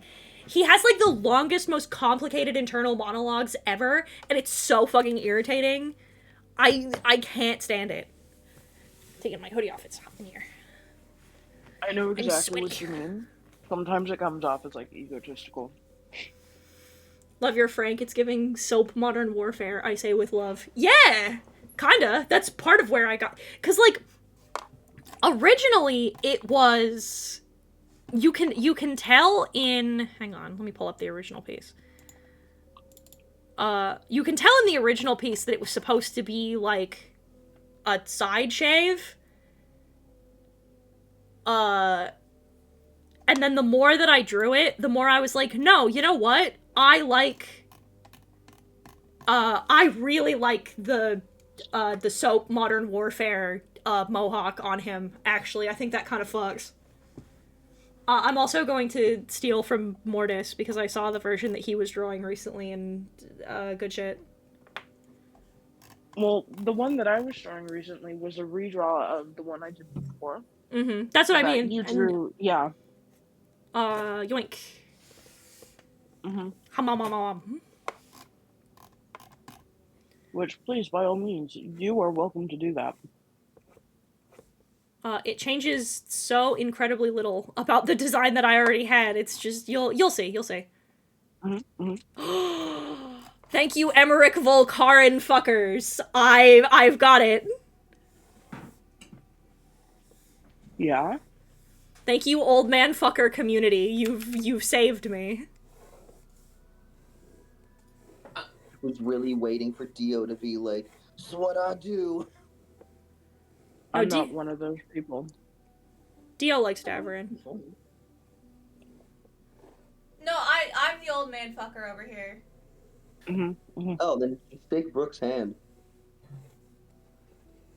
Well, I'm still learning how to draw old men hot, but I'm working on it. I feel like I have a decent baseline because I have drawn Rail over and over again. I think you got it. I think when you do draw him, it's gonna eat. I agree.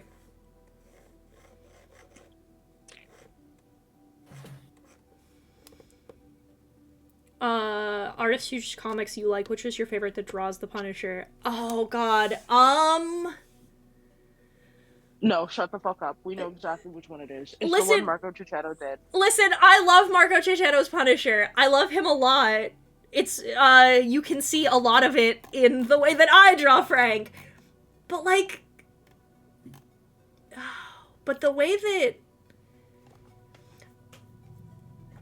I like the way that Marco Cicchetto draws his face. Mm-hmm. I like the way that... Oh god, what the fuck is his name? I can see it in my brain, and I can't remember. Hang on.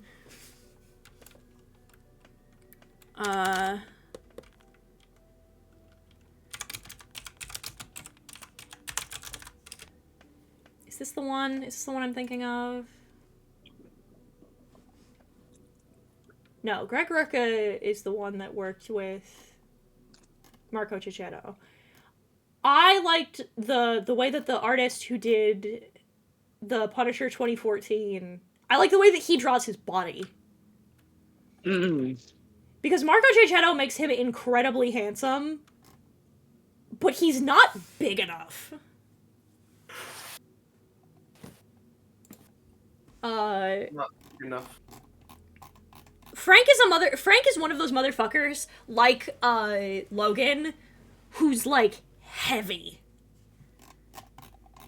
This is a man that if you hit him, it would be like trying to put your fist through drywall. You know that one scene with Nanami? Yeah, where the blonde kid tries to kick him and he's like, "What the fuck? A wall?"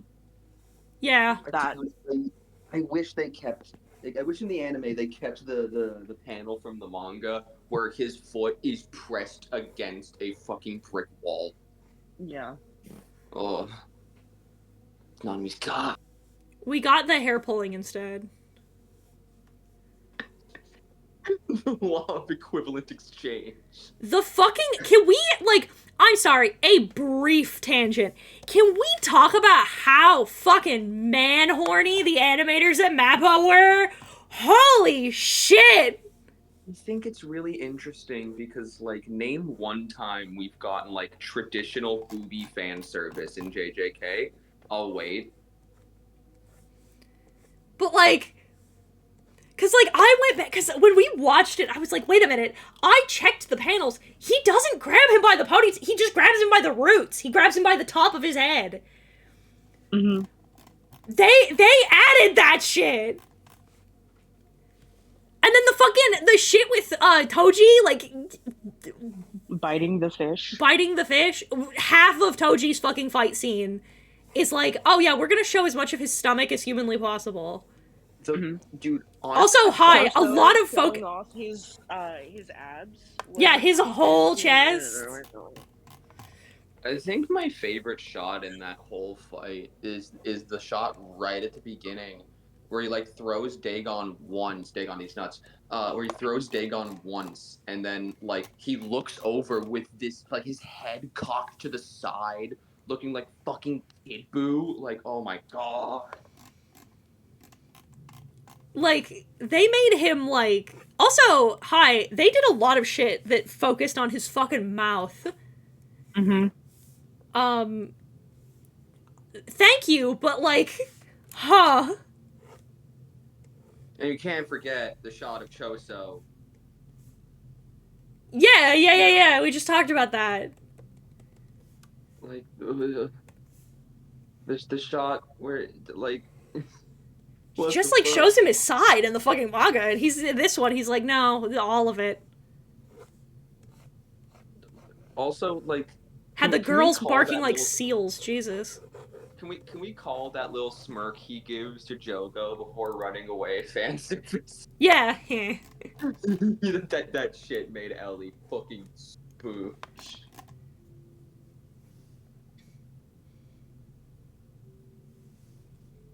Mitch Jareds! Yes! I like the way that Mitch Jareds draws his body. Thank you.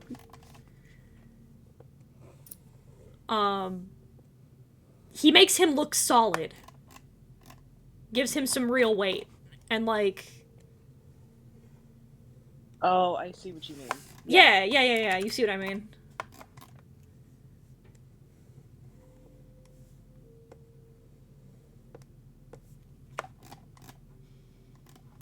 I also feel like...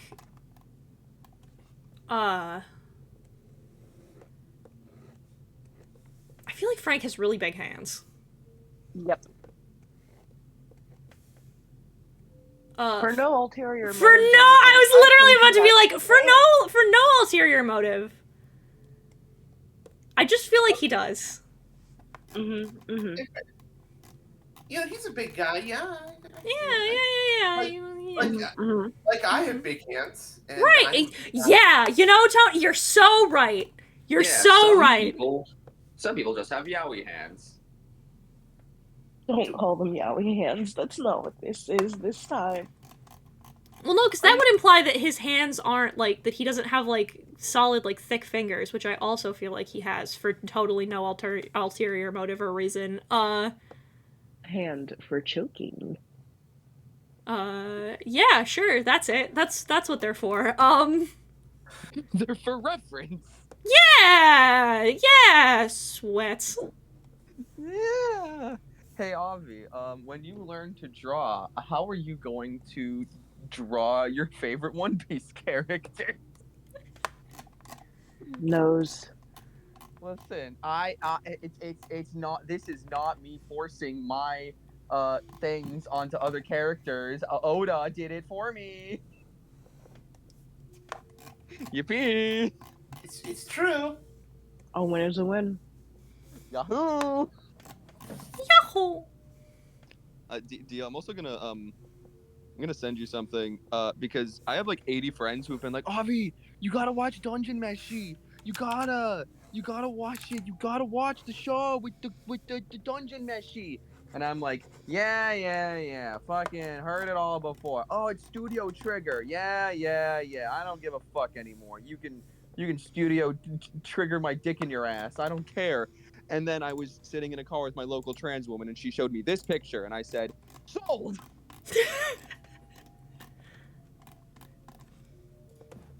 It's so easy. Yep. Yeah, Yeah. that's exactly what I was expecting it to be. She's so pretty. Listen, Oh, God. man, we appreciate someone who knows what he likes. Yep. Yup. Dude, okay, actually, okay, listen. Heaton, I'm gonna ask you this question once, and Sure. then that will be the end of this for the moment. Sure. Have I given you my dissertation on why one John Makima has the gift? I think so, yes. Okay. That sounds familiar. Good. I talked about it with my local Makima enjoyer, Tara. Horrible human being. Just awful. I love her though. Yeah. I was gonna say she likes Makima, so yeah. Yeah, no, literally her favorite characters are like Makima, Griffith, Does she know? oh yeah, she's like, oh, I want them to abuse me. Okay, cool. At least she does. Yeah, but we were talking about it, and I'm like, I think Makima has the gift, and she's like, show your work, and then I showed my work, and she's like, I now have this headcanon too.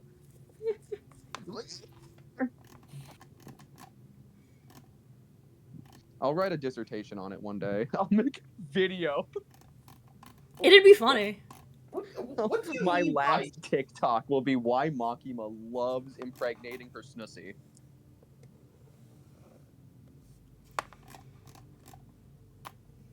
What is the gift? Think about it.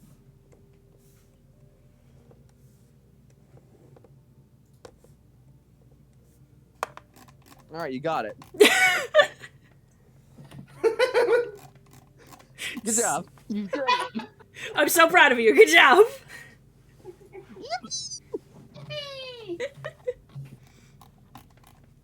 Fucking,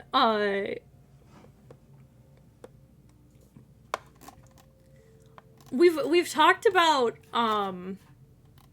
as well, I like the headcanon that we, like, I mean, it's not really a headcanon. We kind of just know Matt's a freak. Like, the extent of it we don't know, but we know canonically he's a freak.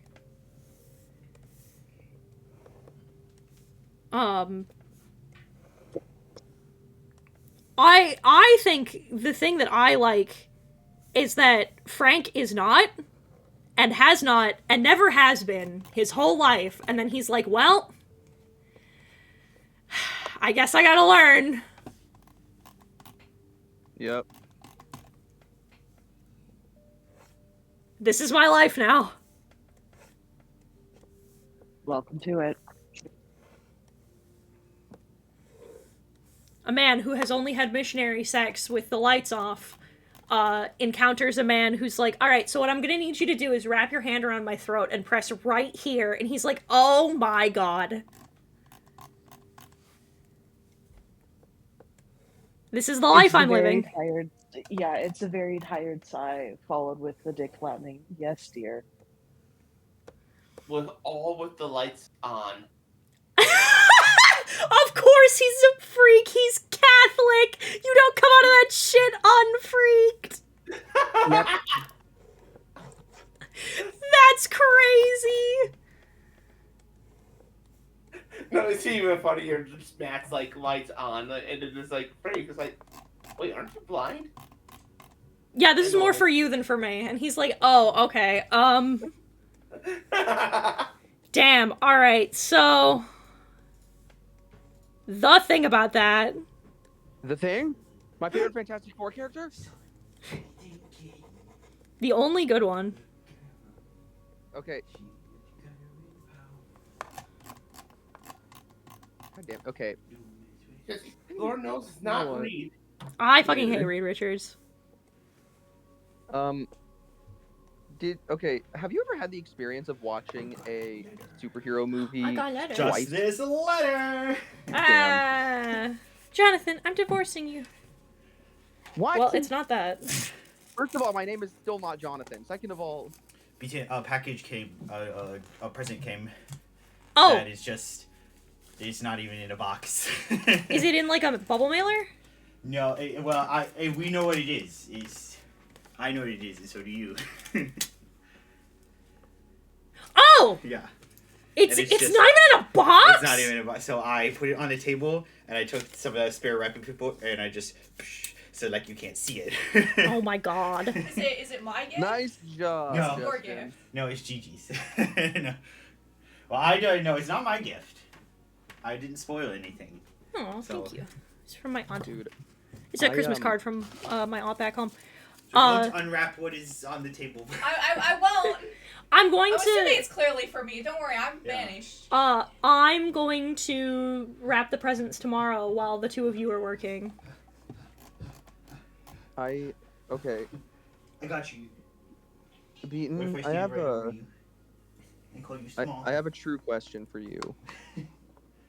Have you ever watched a Marvel What if I movie stand right over you? and then watched it a second time Small. and wished you hadn't? Why are you so near? A couple of times. Why? So I watched Why are you so Deadpool and small? Wolverine right when it came out, Okay.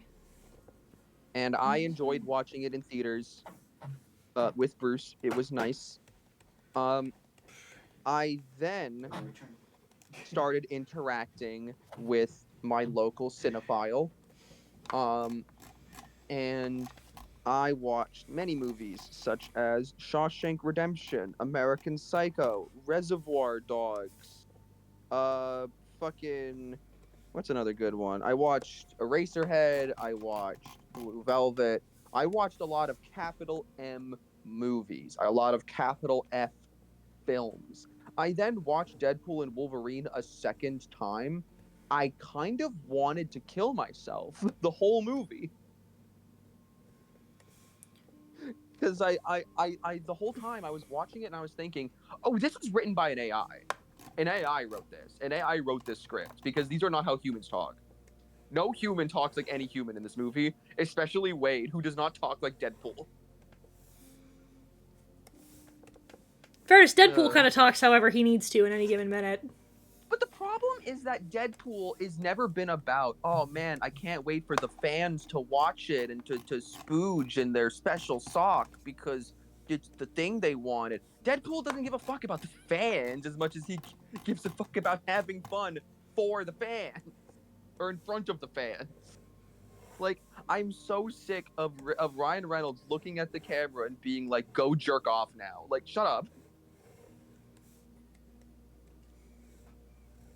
Get more jokes. Like, if it was the one time, I would be like, haha, he did it the one time. But it's like every single fucking line. Every line in that movie is from Wade is the fans are going to jerk off. I want to have sex with Wolverine. And plot. Like, insert plot dialogue here. In fairness, Wade wants to fuck Wolverine really bad. Yeah, like, it's so monotonous. Wade wants to be in a sandwich between Logan and Peter so fucking bad, and it's really funny, and they should just do it already. We already know that Logan likes men. Did you see the movie and or care about spoilers? I have not, and I do. Okay. I will say there is one singular joke that got me twice. There is one, and I think it was really good. You can DM me. What was the If you fucking... It has, like... Now I can't go back and watch the first two, because I feel like if I do, I'll be fucking... The whole time I'll be screaming about how Deadpool doesn't act like this, because I'm a fucking film snob now. Welcome to it. Sucks. Listen, man, sometimes it doesn't as much as it used to. There will be a period of time in which you'll have adjusted and you won't feel this way anymore, but there was a period of time in which watching, like, air quotes, normal movies was hard. Dude, it was so fucking funny. Because Tara was telling me about how she was talking to someone and asked what their top 10 favorite movies were. And all of their top 10 favorite movies were either Disney, Pixar, or Marvel movies. Good for them. And Tara said to this person, you should either watch more movies or kill yourself. I'm like, you're a terrible person. And she's like, yeah. I don't think there's anything wrong with that. I think that, like, inherently... I think that, like... I think it's always good to, like, diversify your media, you know? The only time I think that it becomes a problem is, when you're Lily Orchard. You know what I mean? Like, when you're... If you're a media critic, you have to, like, diversify your portfolio. I feel like there are two, like, Pixar movies that if you told me that they are in your top 10 movies of all time for any reason other than nostalgia, I will take it. And that is Ratatouille and The Incredibles. Those are the only ones where if you tell me you like them for reasons other than, well, I watched it as a kid, then it's like, yeah, no, The Incredibles is one of the best superhero movies of all time, and Ratatouille is an incredibly beautiful, inspirational story. Anyway, why is Cars 2 your number 3? I watched it as a kid. Fuck you. I watched your mom as a kid.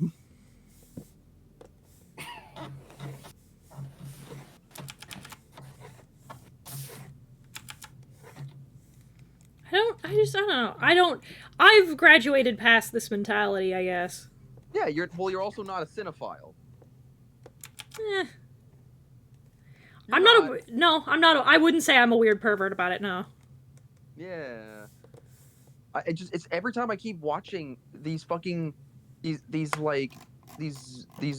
incredibly good David Lynch or fucking early Tarantino movies, where he wasn't too comfortable yet.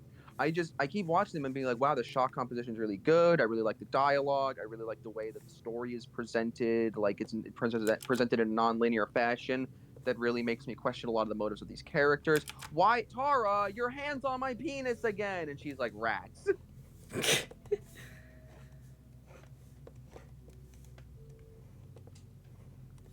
I don't know. I think that, like, unless you're doing, like, some kind of, like, art study, I feel like getting too in the weeds about it is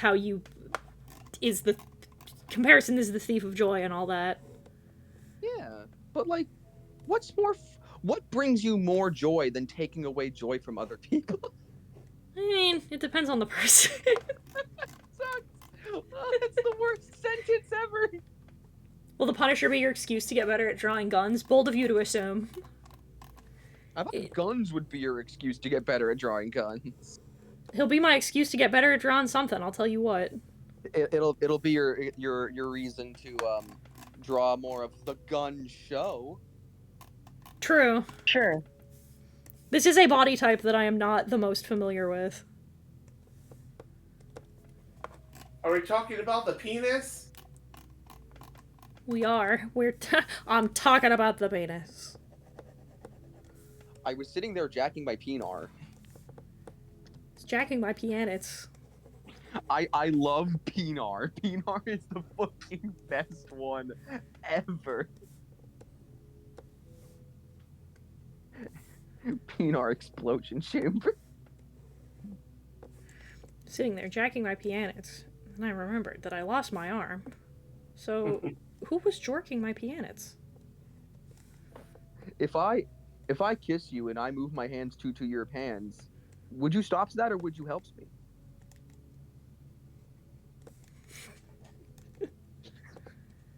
You know, robots, you're all right. Grand Castle Spicy Edition on the No Ruoni Fansly this... whenever Eaton draws it. Listen, maybe. Maybe. I just got an idea for when we do our studies. You're so right.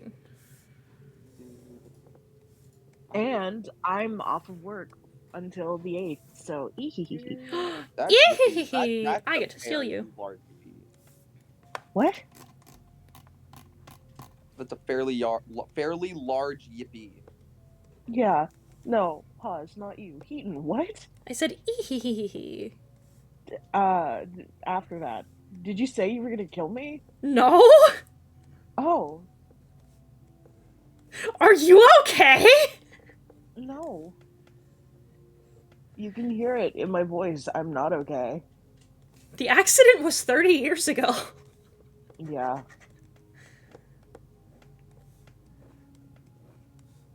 You gotta let me go, Heaton. You have to let me I'll go, bring you dog. everything. I died. Damn. I Well, man. You know that guess Don't that's literally it for me. No! Nothing's keeping me here anymore. I'll cry. Yeah. what about Best of you two. what I'll about beat you to it. I'll cry first. Then what'll you do? Cry? Yeah, I'll cry on stream right now. You think I won't? I can. I It'll know you hurt, can. but I'll do You it. probably shouldn't. It'll probably make your sinus infection worse. Yeah.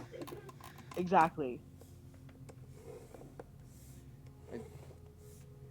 I just saw you like move your head towards the fucking camera to like make us flinch, but the camera isn't on.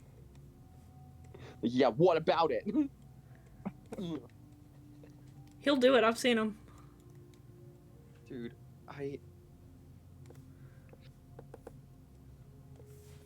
isn't it crazy how like I was on the fence about watching a cool series and then I saw the fandom and I was like I have now fallen off the fence.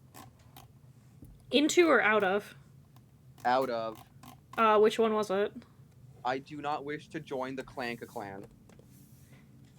Yeah, Doesn't you suck? it's tough. It's just the worst when it's like, oh yeah, I got into this new anime. It's really cool. You should get into it too because it has a lot of things you'd like in it. Yeah, but I'm not a horrible racist. Sometimes it's hard to be me. This is why I don't get into popular shit anymore. I'll sit in my fucking weird niche corner, I guess. This is what I've learned. You were in the Punisher comics. What character would you like to be? For me, I'd like to be the autistic grandson of his weapons dealer, just to see how Punisher would react to neurodivergency. Dude, I think you would love. I don't know if you'd love the whole thing, but you would definitely love aspects of King Inashara. Because you know how the bit earlier was the accident was 30 years ago? Mm-hmm. So the main dude can use Kaioken, and it's like, and instead of it being like Goku using the Kaioken where they say it'll kill you, and then it doesn't, it kills him. That's nuts. And the way it manifests initially is he starts seeing hallucinations of his old mentor. And his mentor's like, dude, the accident was like years ago. You gotta stop looking at me. You gotta stop coming to find me and searching for me. I am literally a hallucination. And almost like, but I need you. But. And then like the doctor guy is like telling us exactly why he's having these hallucinations and why it makes sense. And it's not just some stupid bullshit. It's like, oh, this guy's dying. Oh, also, hi. On today's episode of Mortis is here to try and get me to start reading Villainess manga, and it's working. I really liked, the Villainess who will go down in history. Have I thought of another stupid thing that I can add to the list? Yeah. I have. It's sure there. Welcome to another horror premise that I have now. Yippee. That you'll see sometime next never. I must not kill myself. Killing myself is the myself killer. Maybe I'll work on concepts on stream. I don't know. That'd be fun.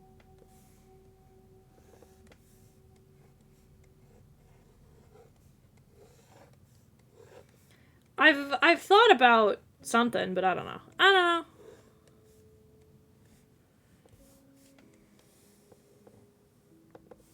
Because that Focia stream went really well. It did. Mm-hmm.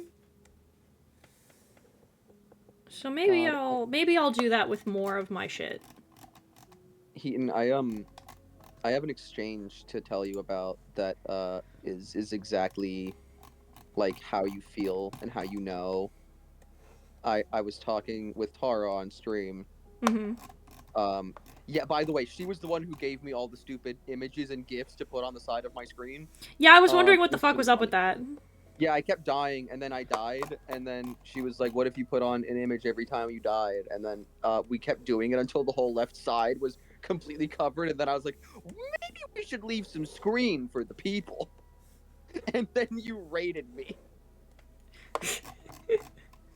But I was at late difficult final boss of the DLC, and I'd been throwing my head at him for about 30 minutes or so.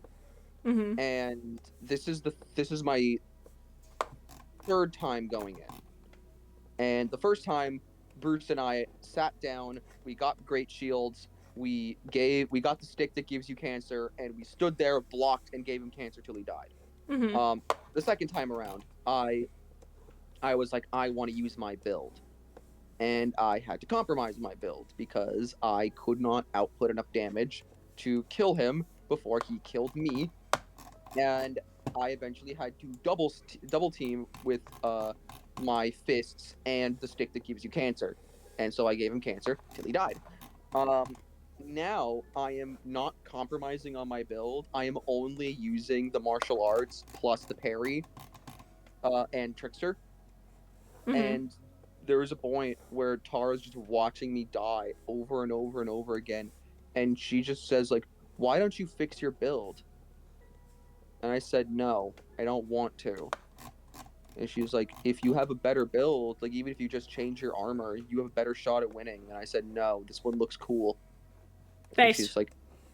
she's like, "Well, but you could win the fight." And I said, "No, I don't fucking care. If I don't win with my build that I want to use, I don't want to win at all." What does And she's Lagundo like, say? Fashion game is the end game? Yeah.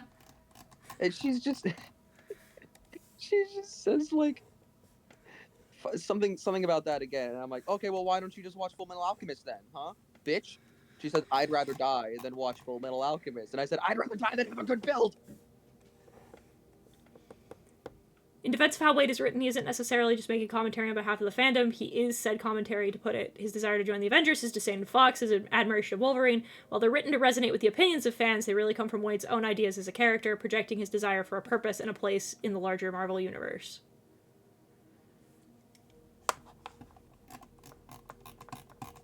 So says Reptilian. Yeah, but I didn't like it. Fuck you. Like, there are parts of that movie that I think are very good and are worth exploring. I just wish they weren't written by an AI. I'm really excited to watch the like 20-minute Wolverine Deadpool sex scene that everyone keeps telling me is in this movie, because the internet would never lie to me.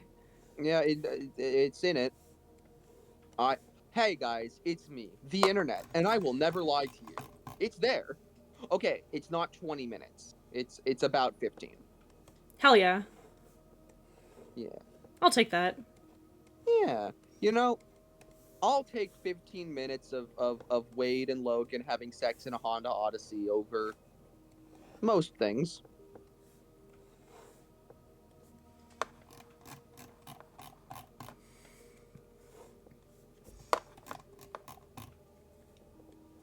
Reptilian's Over. contributions to chat are few, but they are meaningful whenever they are made, and I appreciate that. Yeah, Nino Libido.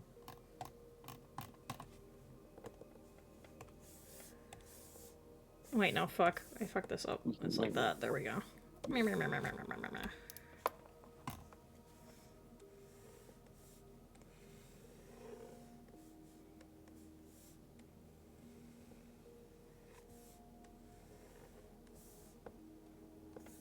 Should I do this with one that doesn't have pen pressure? Probably, but... that'd be smart. And nobody will ever accuse me of that. Dude, Beaton, I'm gonna tell you about a little interaction that I think might get your dick a little hard. Ooh, Um, okay. so I've told you that there is a parry Mm-hmm. in Lelden Ring, Mm-hmm. and if you use the parry tier, you can parry with anything as long Okay. as you're two-handing it. Mm-hmm. So I am fighting a boss, Okay. and in phase one, he will do a combo. He'll do like a left swing, right swing, cross swing, or he'll do like couple swings, double swing, swing down, lift up the ground, and then make a big explosion. Right. All of his attacks are very linear. They're very like they're easy to follow. But in Right. phase two, every single time he swings his sword, he will swing the sword, and then just a second later, 17 beams of light fall from the sky and vaporize you. Is this Radon? This is Radon, yes. So the way it works is in phase one, you have to parry, or at least dodge most of his like the beginnings of his combos. Then you parry the last hit so you can get the guard counter. But you are vulnerable while guard countering. So what the second phase does is he will do his combo, you will begin the guard counter, and then the light beams will come in and catch you. So what you're supposed to do is parry the light beams and counterattack after the light beams when he's open. It just feels so good.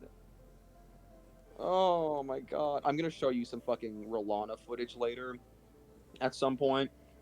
Because she does that too in phase two, where like she has her sword of fire, where she'll swing the sword at you, and then there will be a delayed explosion that catches your guard counters, so you have to parry the explosion. Hot. Elden Ring, you should play it. It's good.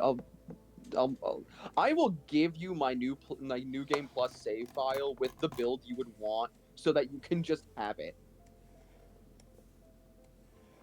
Brooke and I were talking because Brooke found a new Picross thing. Yippee! What was it called? It was called Squeak Cross. Squeakross? You play as a funny little mouse.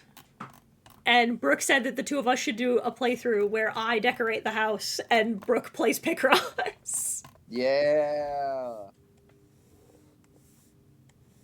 Because God. I don't like math. I'm not spec'd into it. In fact, I'm debuffed and I'm quad weak to math. Dude.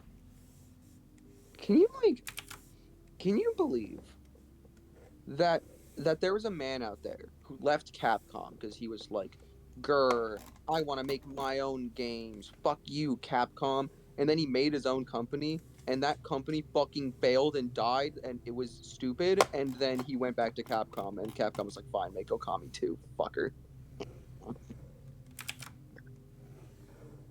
Poor Kamiya. Poor Kamiya! That guy put his entire life savings into Soul Cresta and was like, this is a good idea. That picture is And then- that picture of him is circulating again, I saw. The one of him with the lady. The one of him with his mom. Oh my god, that's his mom. Yeah, did you not know that? That's his mom. Bro dressed like that and hit that pose with his fucking mom. I love that picture. I love that picture. I Quad wanna super be that. effective in art and design, quad weak in math. Factually true. Hang on, let me for chat. Let me there it is. There's the Yeah. Yeah, this is his mom. It's such a fucking good. So good. I fucking love this picture of Kamiya. This So picture's awesome. so good. Cause like there's some times where you see photos of like of people and it's like, oh damn, no, that's it. That's you. That's him. Yeah, that's that guy.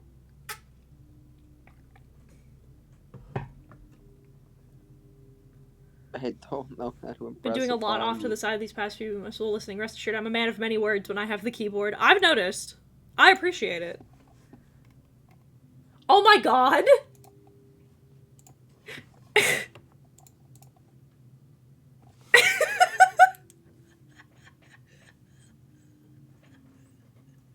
That's really fucking funny! What? I can't believe it.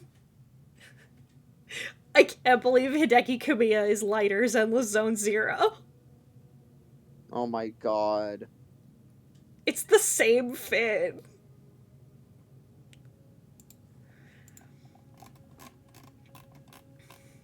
I like Lighter's design. I think he's cool. I like the Sons of Caledon. They seem really neat.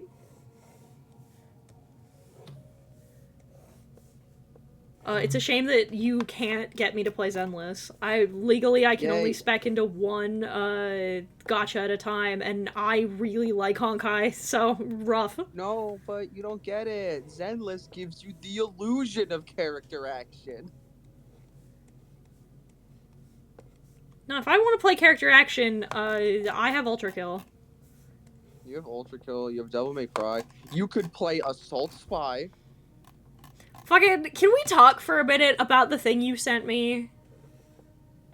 There's a few of those. About Ultra Kill? Oh my god, how does he do it? We were talking about this a while back. I don't remember if you were here for it, but we were talking about how, I think we talked about this in the hotel, where we said, Hakita is what Yandere Dev wants to be really bad. Yes. Oh my god, yes. Because Hakita will be like, I have a crazy idea for a thing. I'm gonna just do it. And then he does it. Yeah, dude, did you see what I sent you yesterday? Yeah. What? The game's not out! The game's not done, and he's like, hey guys, post-game content.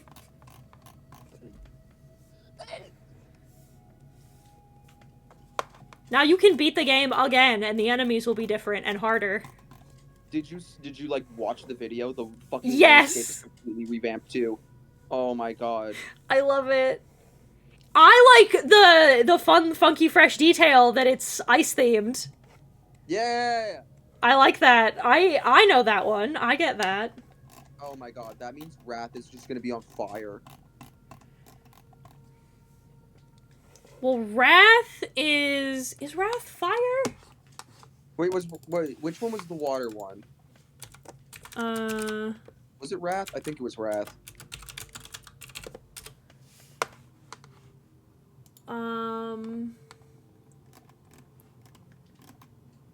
It was...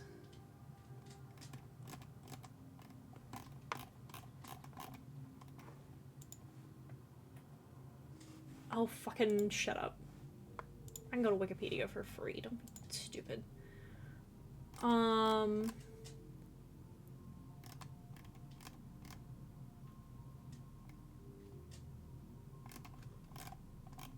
Lust was the wind. I remember. Which is why I like that it's high up. Gluttony was icy rain. But, I mean, it was a stomach. Mm-hmm. Greed was...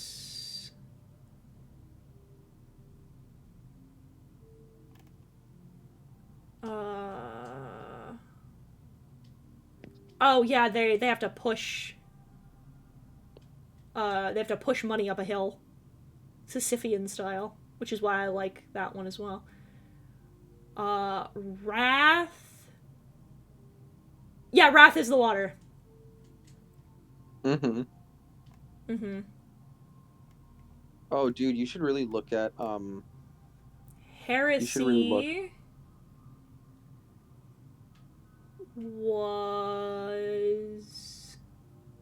was burning tombs. Violence was the forest. Which is why the minute that I saw when we loaded in and I walked in and saw the woods and I immediately backed in and started cackling, I was like, oh, I know what this one's about. You should you know what you should really do right now, like right now. Next is fraud. Oh, dude, I can't wait for fraud.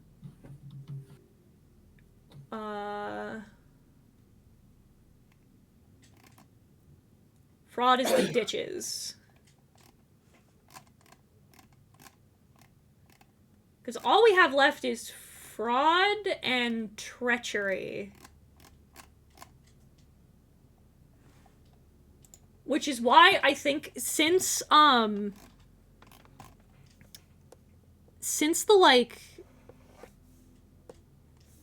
the last one is... We agree that the 9th circle is not going to be the end of the video game, right? Well, like, I think it, like, that's gonna be it. Like, we fight Gabe there for the last time, and then, like, we get, P3. Yeah, that's P3 what I'm is saying. the final boss. Yeah, that's what I'm saying. Like, we agree that Layer 9 is not going to be the end of the video game. Yeah, there's literally a third spot in the Prime Sanctum's menu. Right. Yeah, so we're good on that. So, I think... Well, what did you... You had a theory, and I don't remember what yours was. About what? About... Like who it'll be? About who P3 will be. I thought it would either be Jesus, Lucifer. God, it'll be so fucking funny if we have to fight Jesus Christ. It's either gonna be Jesus, Lucifer, or God himself. I think it's going to be God. Because we did get Lucifer mentioned at the end of at the end of Hell Bath No Fury. I think I'm gonna be right back. Okay. Okay, bud. I think it's going to be... So here's my theories about the ending of Ultra Kill. I think we're going to fight... I think we're gonna fight Gabe in Treachery. Because, haha, he was a traitor to the Angels, so I think we're gonna fight him again in Treachery. I think from there, after we beat Gabe, I think Gabe's gonna team up with us and we're gonna fight Satan.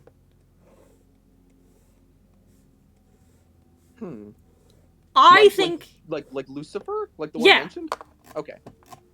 I think he's going to be a huge final boss, frozen waist up in the ice, which is what he's supposed to be in the 7 Circles of Hell. The bottom circle of hell is just going to be the boss arena. He's going to be frozen waist up in the ice like he's supposed to be. We're gonna beat his torso, we're gonna shatter the ice, and then that's gonna be phase 2, and we're gonna have to fight him Shadow of the Colossus style with Gabe, because I think that'd be fucking sick as hell.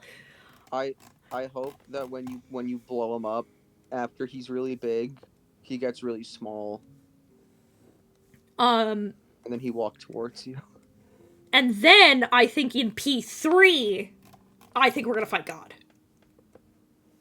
Speaking of that, you know what you should do right now, like in this very moment? You should open up your Steam. What did you do? What did Hakita do? Oh yeah, Hakita's fucked up. Hakita's really fucked up. Hakita's a really fucked up man, and who is not going to be finishing this game till 2027. Remember how we were like, oh yeah, 23, it's going to be it.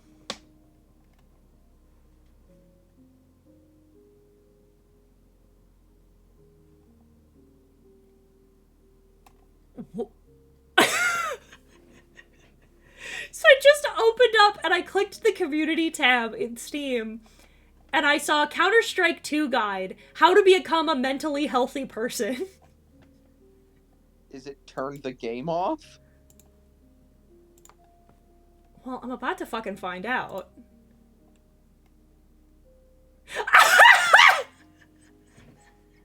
How to become a mentally healthy person. Be sure to right-click on Counter-Strike 2, then click Manage Uninstall. I knew it! That's nuts. Yeah, there you go. Look at that. We will play Melty Blood. Also,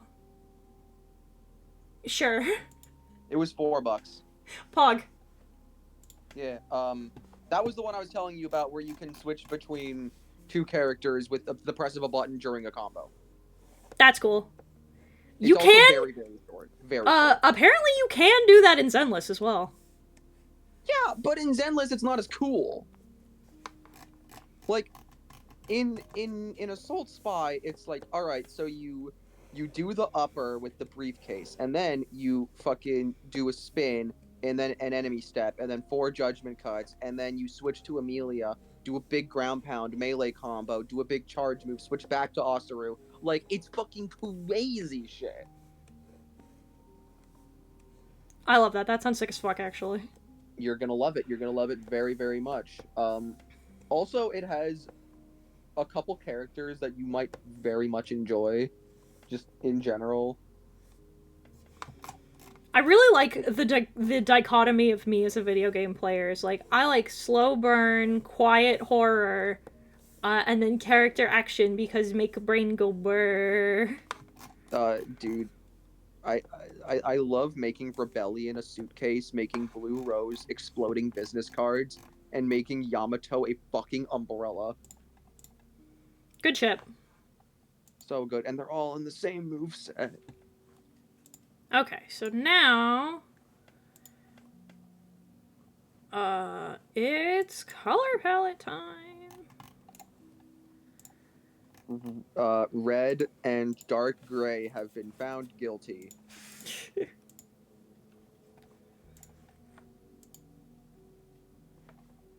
So...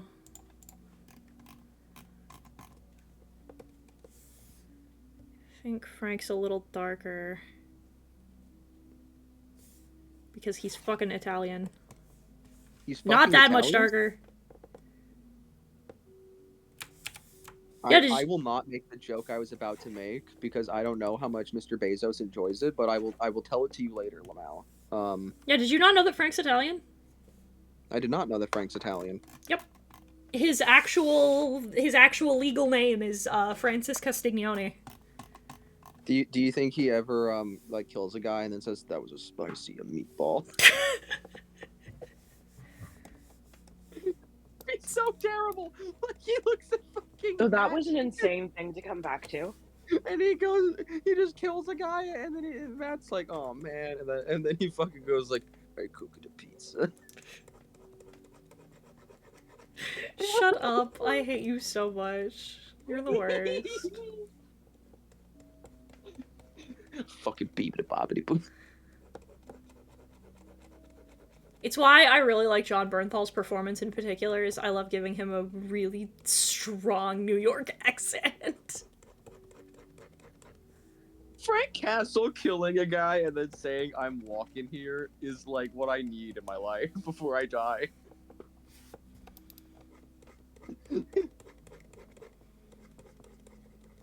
Fucking, I'm walking here.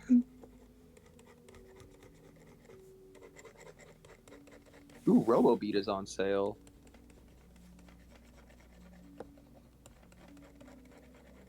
Oh, it's a shooter that's not Ultra Kill? Pass. Hard You know what? pass. You're so real for that. Yeah. Hey mama, italiana.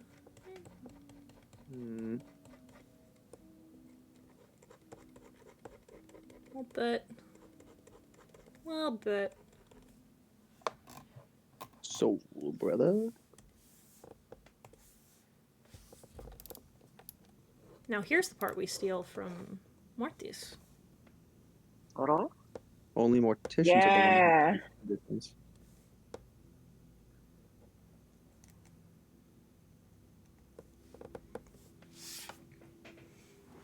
Hot. Very good. Very cool. While you are drawing the Punisher, I am finishing the Punisher. The one that you were redrawing or the new one? The one that I was redrawing. Is this what sex is? Yes. Cool. It's what our sex is. Yeah, Yep. it's when you guys draw the same character at the same time. Occasionally cock out. It depends on the day.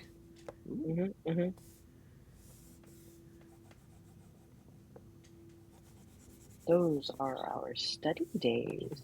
Yeah. One of you starts like punching the bed to create the illusion. That's about it, yeah. It's like, hey, what's going on in there? And then one of you just starts like fucking aggressively shaking the bed, just like pushing it back and forth, and you're like, we're having sex. It's less embarrassing than explaining the things that we do together. Yeah. Wow, Mortis, your penis. Haha. Wow. Sexual.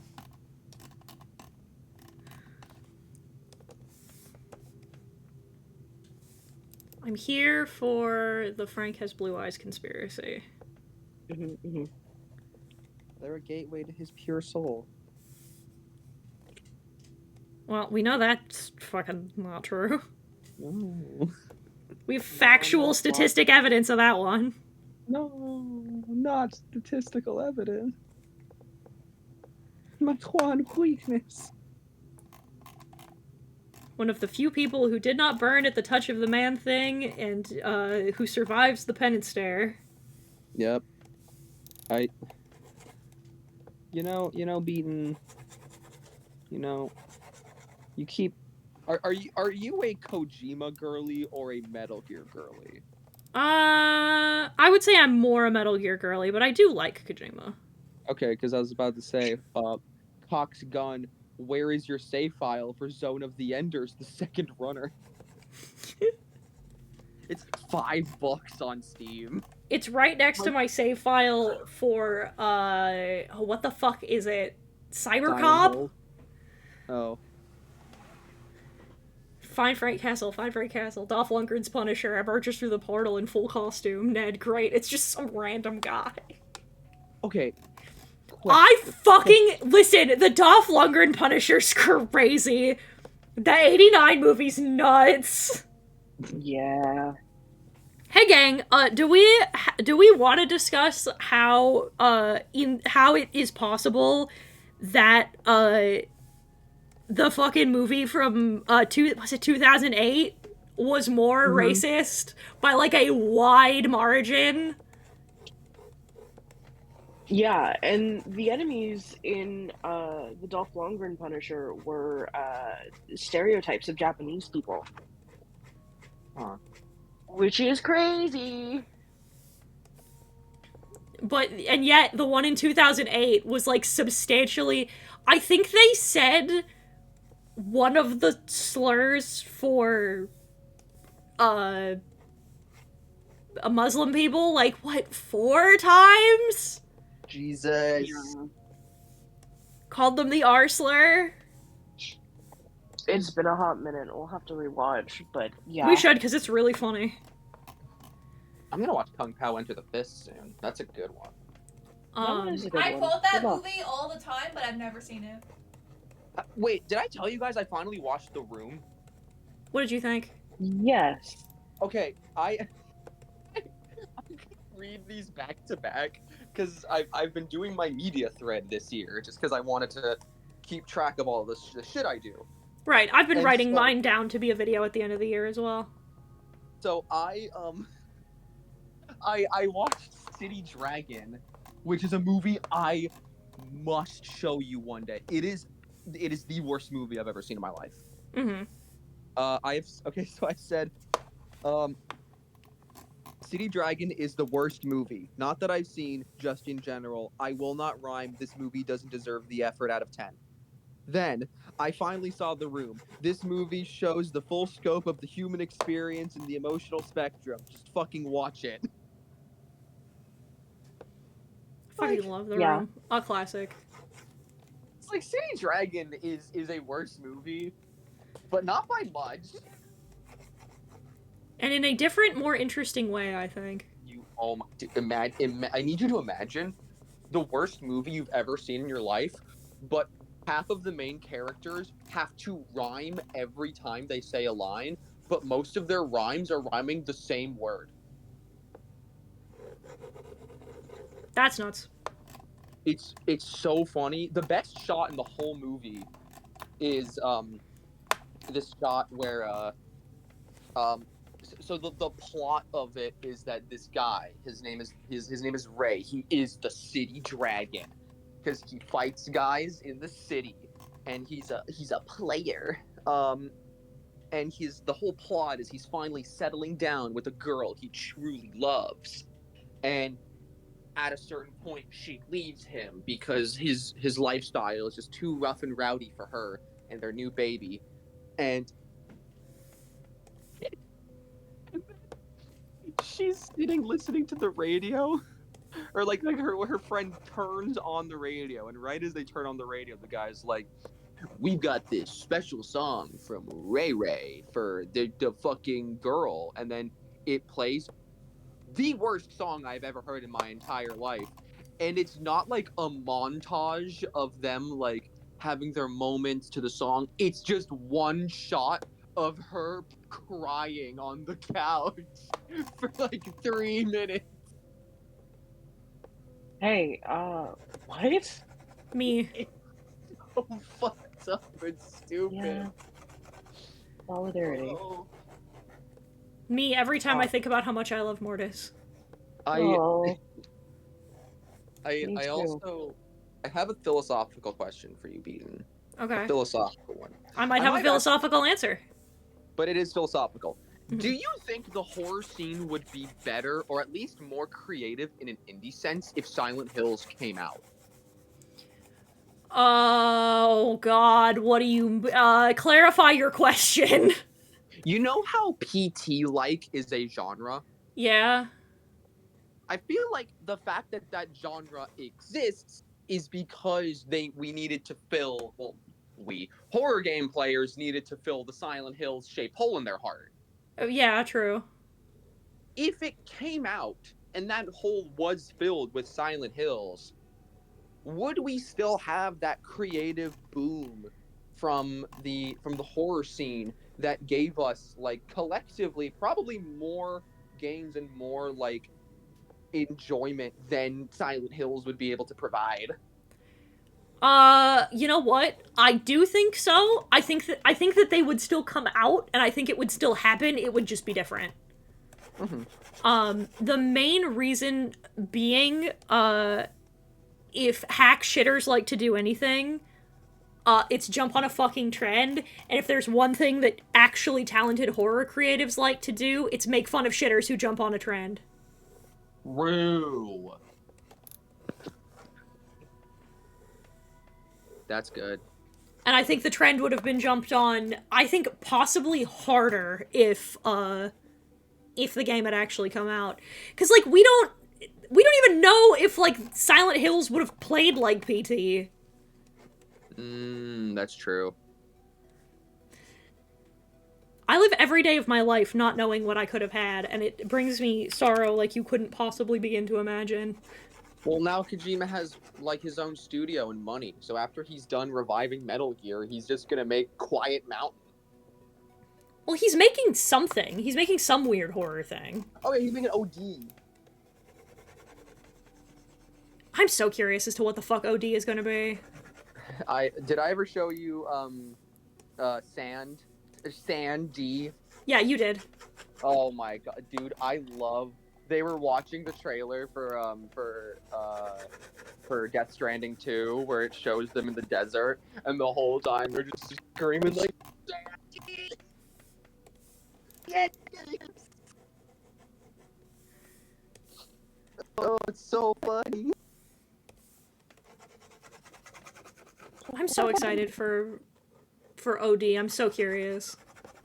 Because, like, I've said it before and I'll say it again. Even if the game's bad, at least it'll be interesting. Yeah, like, Kojima does that. Kojima consistently has things to say.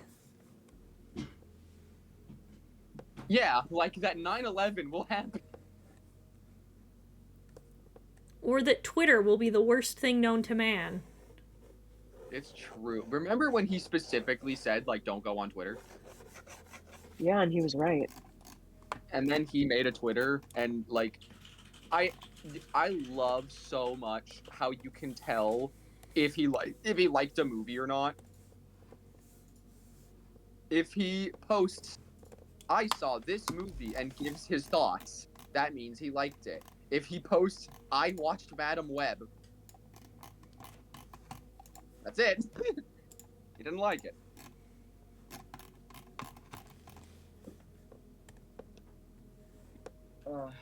I feel like we've drifted away from the era in which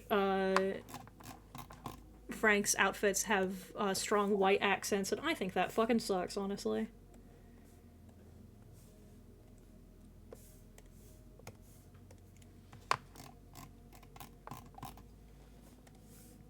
I think the fucking skin-tight suit era's over, but I think that keeping the strong white base accents is very good. It's very iconic. It's very yippee.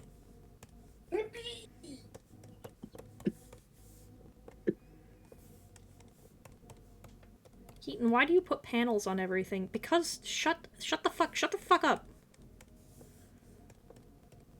Cause your mom. Because your mom's You a ever hoe. think about that one?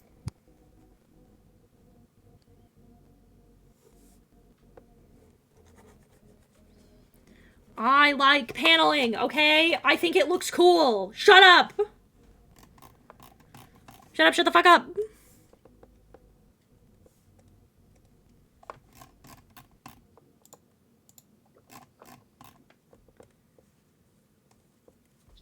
Look at how cool that looks!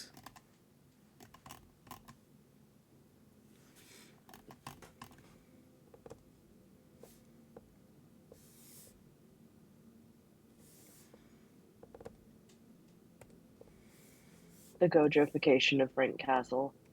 No. That's awesome tweet. Why would you say that? Because that's what I'm doing. Oh, okay. I thought you were talking about me. I was about to be like, I'm gonna cry. No. I'm finally on the step of working on his eyes.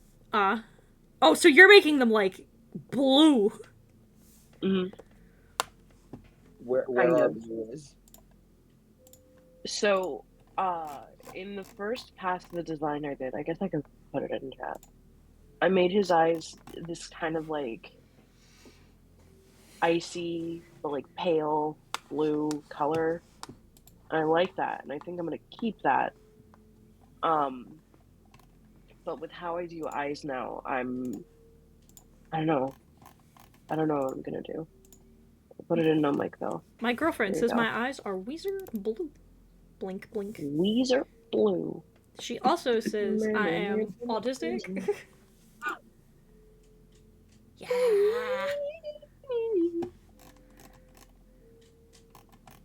Yes. You get it. Oh. Beaton, did you ever finish the Ace Attorney? We still need to do Rise from the Ashes. We haven't had a chance to. Tissue, Okay. please. Oh, yeah. Eh. Are you dying? I went and scratched my nose and I pulled something out of it. Oh. Ugh. Yeah, gross. It was gross. Alright, so I must depart for now, but thank you. You're welcome. Goodbye. Thank you for hanging out with us. See ya. I still need to buy what's it called again? I need to buy TSA. But you already had 'Cause TSA. I only own it on the Switch. When does the sale end? It just says it's on sale. It doesn't say when the sale ends. Never. I hope. Use the bright red here, here.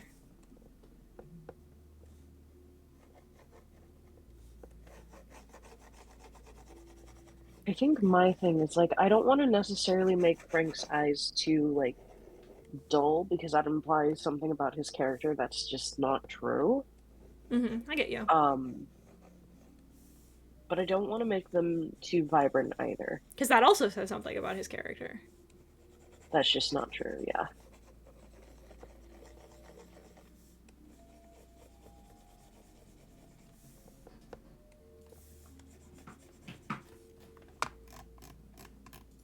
I think I'm gonna do my glossy eye thing, but I'm not gonna give him the sparkles TM. Yeah. I It think would that's be a good. little weird. Yeah. Then we use the darker red. Here. Here.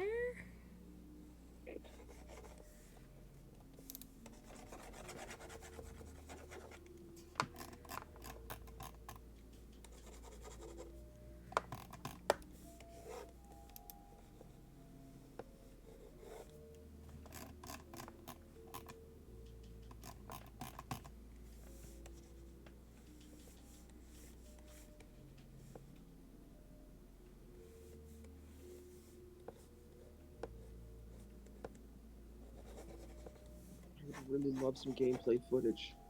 Of. Fucking Grand Blue Relink. What is that? The new one? It's the not fighting game. I know okay. it's not a fighting game. Is it a third-person action game? It's third person. The darker Yeah, red here, the and tags here. are JRPG and action RPG and action. That could mean literally fucking anything. It sure could. If you get granular enough, Elden Ring is a fucking JRPG. Okay, it is a third-person action. Okay, but it does not look like.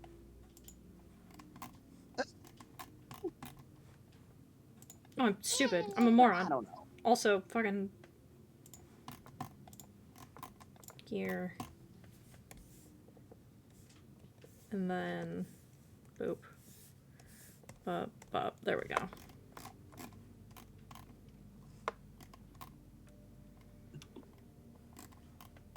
I like adding in the jacket because I like that it adds the like boxing robe kind of vibe.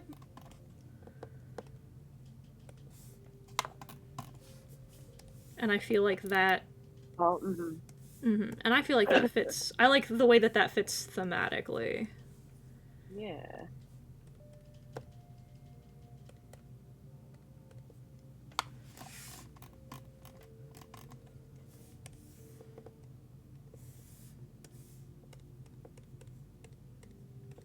Dude, I cannot fucking wait for half of my Steam wishlist to come out. Relatable content. Once Enenra comes out, Devil May Cry won't have to get a new game. Will you finally be satisfied? Well, it's not that I'll finally be satisfied. It's the fact that from the stuff that I've played of this game, it's everything I like about DMC, and it doesn't have everything I don't. Well, okay, it's most of what I like about DMC. This main character is a paper bag. But was walk into. Hello. I'm looking at my Steam list, and Heaton's drawing the Punisher Devil. Her newest main. Yeah. When are you gonna play like Marvel that. Rivals with us? I don't know. I don't really play a lot of those types of games. Neither do I. I just kind of hopped on because it's free and I was asked. Well, maybe I'll consider it. I don't know. Yeah. Think about it. Maybe you can find. First of all, I know exactly which characters you would play if you would play any of them, and it would be Jeff. You're a Jeff enjoyer. I do love Jeff. Is Deadpool not in there? Not yet. Not yet. Nah, damn it. Maybe then. I heard someone say like, oh, they're either gonna add Deadpool or Gwenpool, and I'm like, the fact that you're making this an or is the dumbest shit I've ever heard in my life. Yeah. What do you mean or? It's like, well, they can't have them both. And I'm like, Why not? I wouldn't be surprised if they had several Spider-Mans. yeah, it's like We already have We to. technically do. Well, that proves my fucking point. I make them hold Yeah. hands. Make them kiss. It's like, well then, it's already there.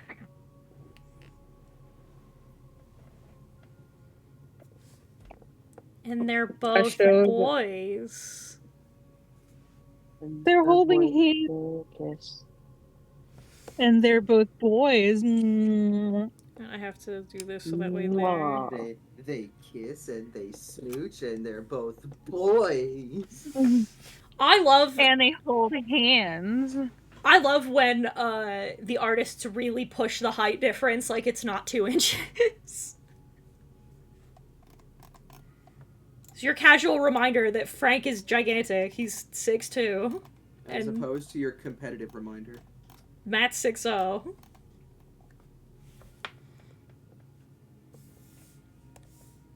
In real life, I'm gonna be honest, height differences look really different from different perspectives. Yep. Like, my dad looks really tall to me. And then I have a friend who's taller than him, and I'm like, damn, you're really tall.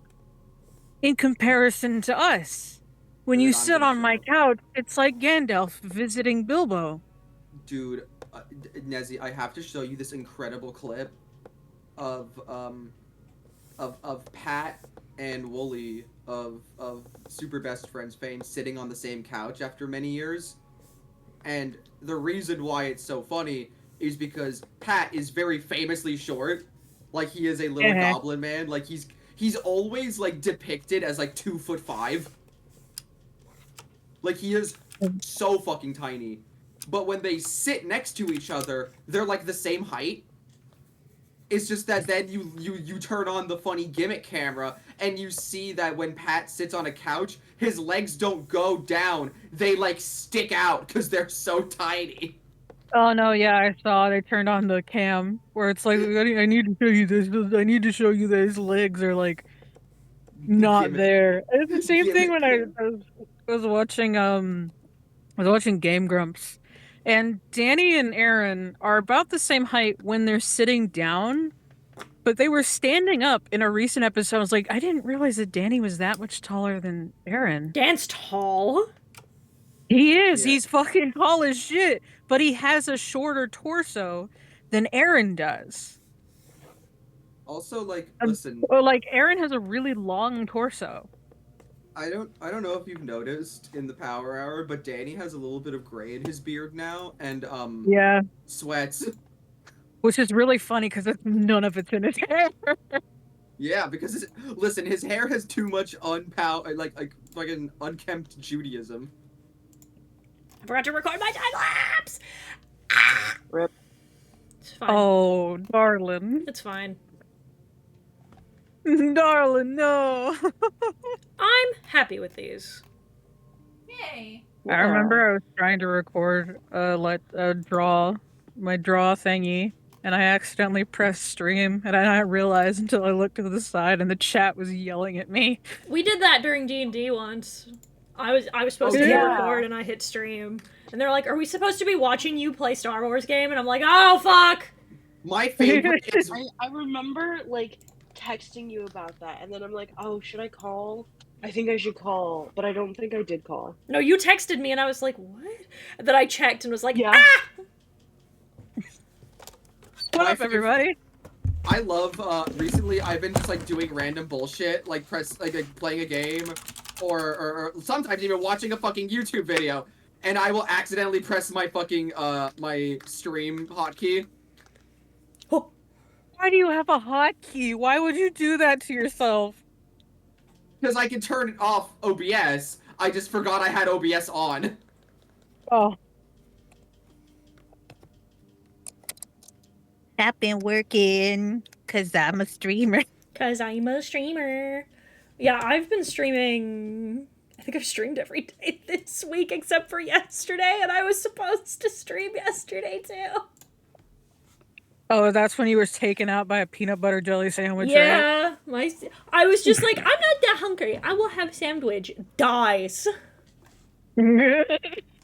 I'm like, oh. You never fuck with a solid PB&J.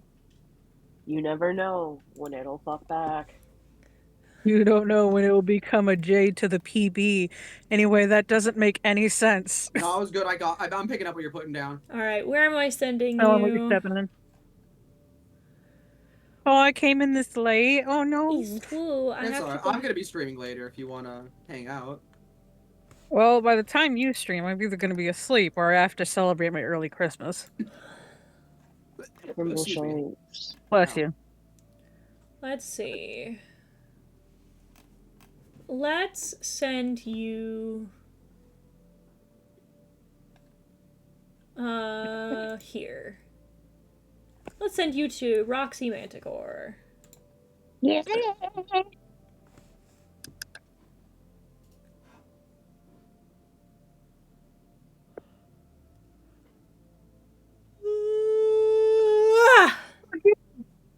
Heaton, I'll tell you this after the stream is over because I just remembered it. Okay. Goodbye. Bye. Bye.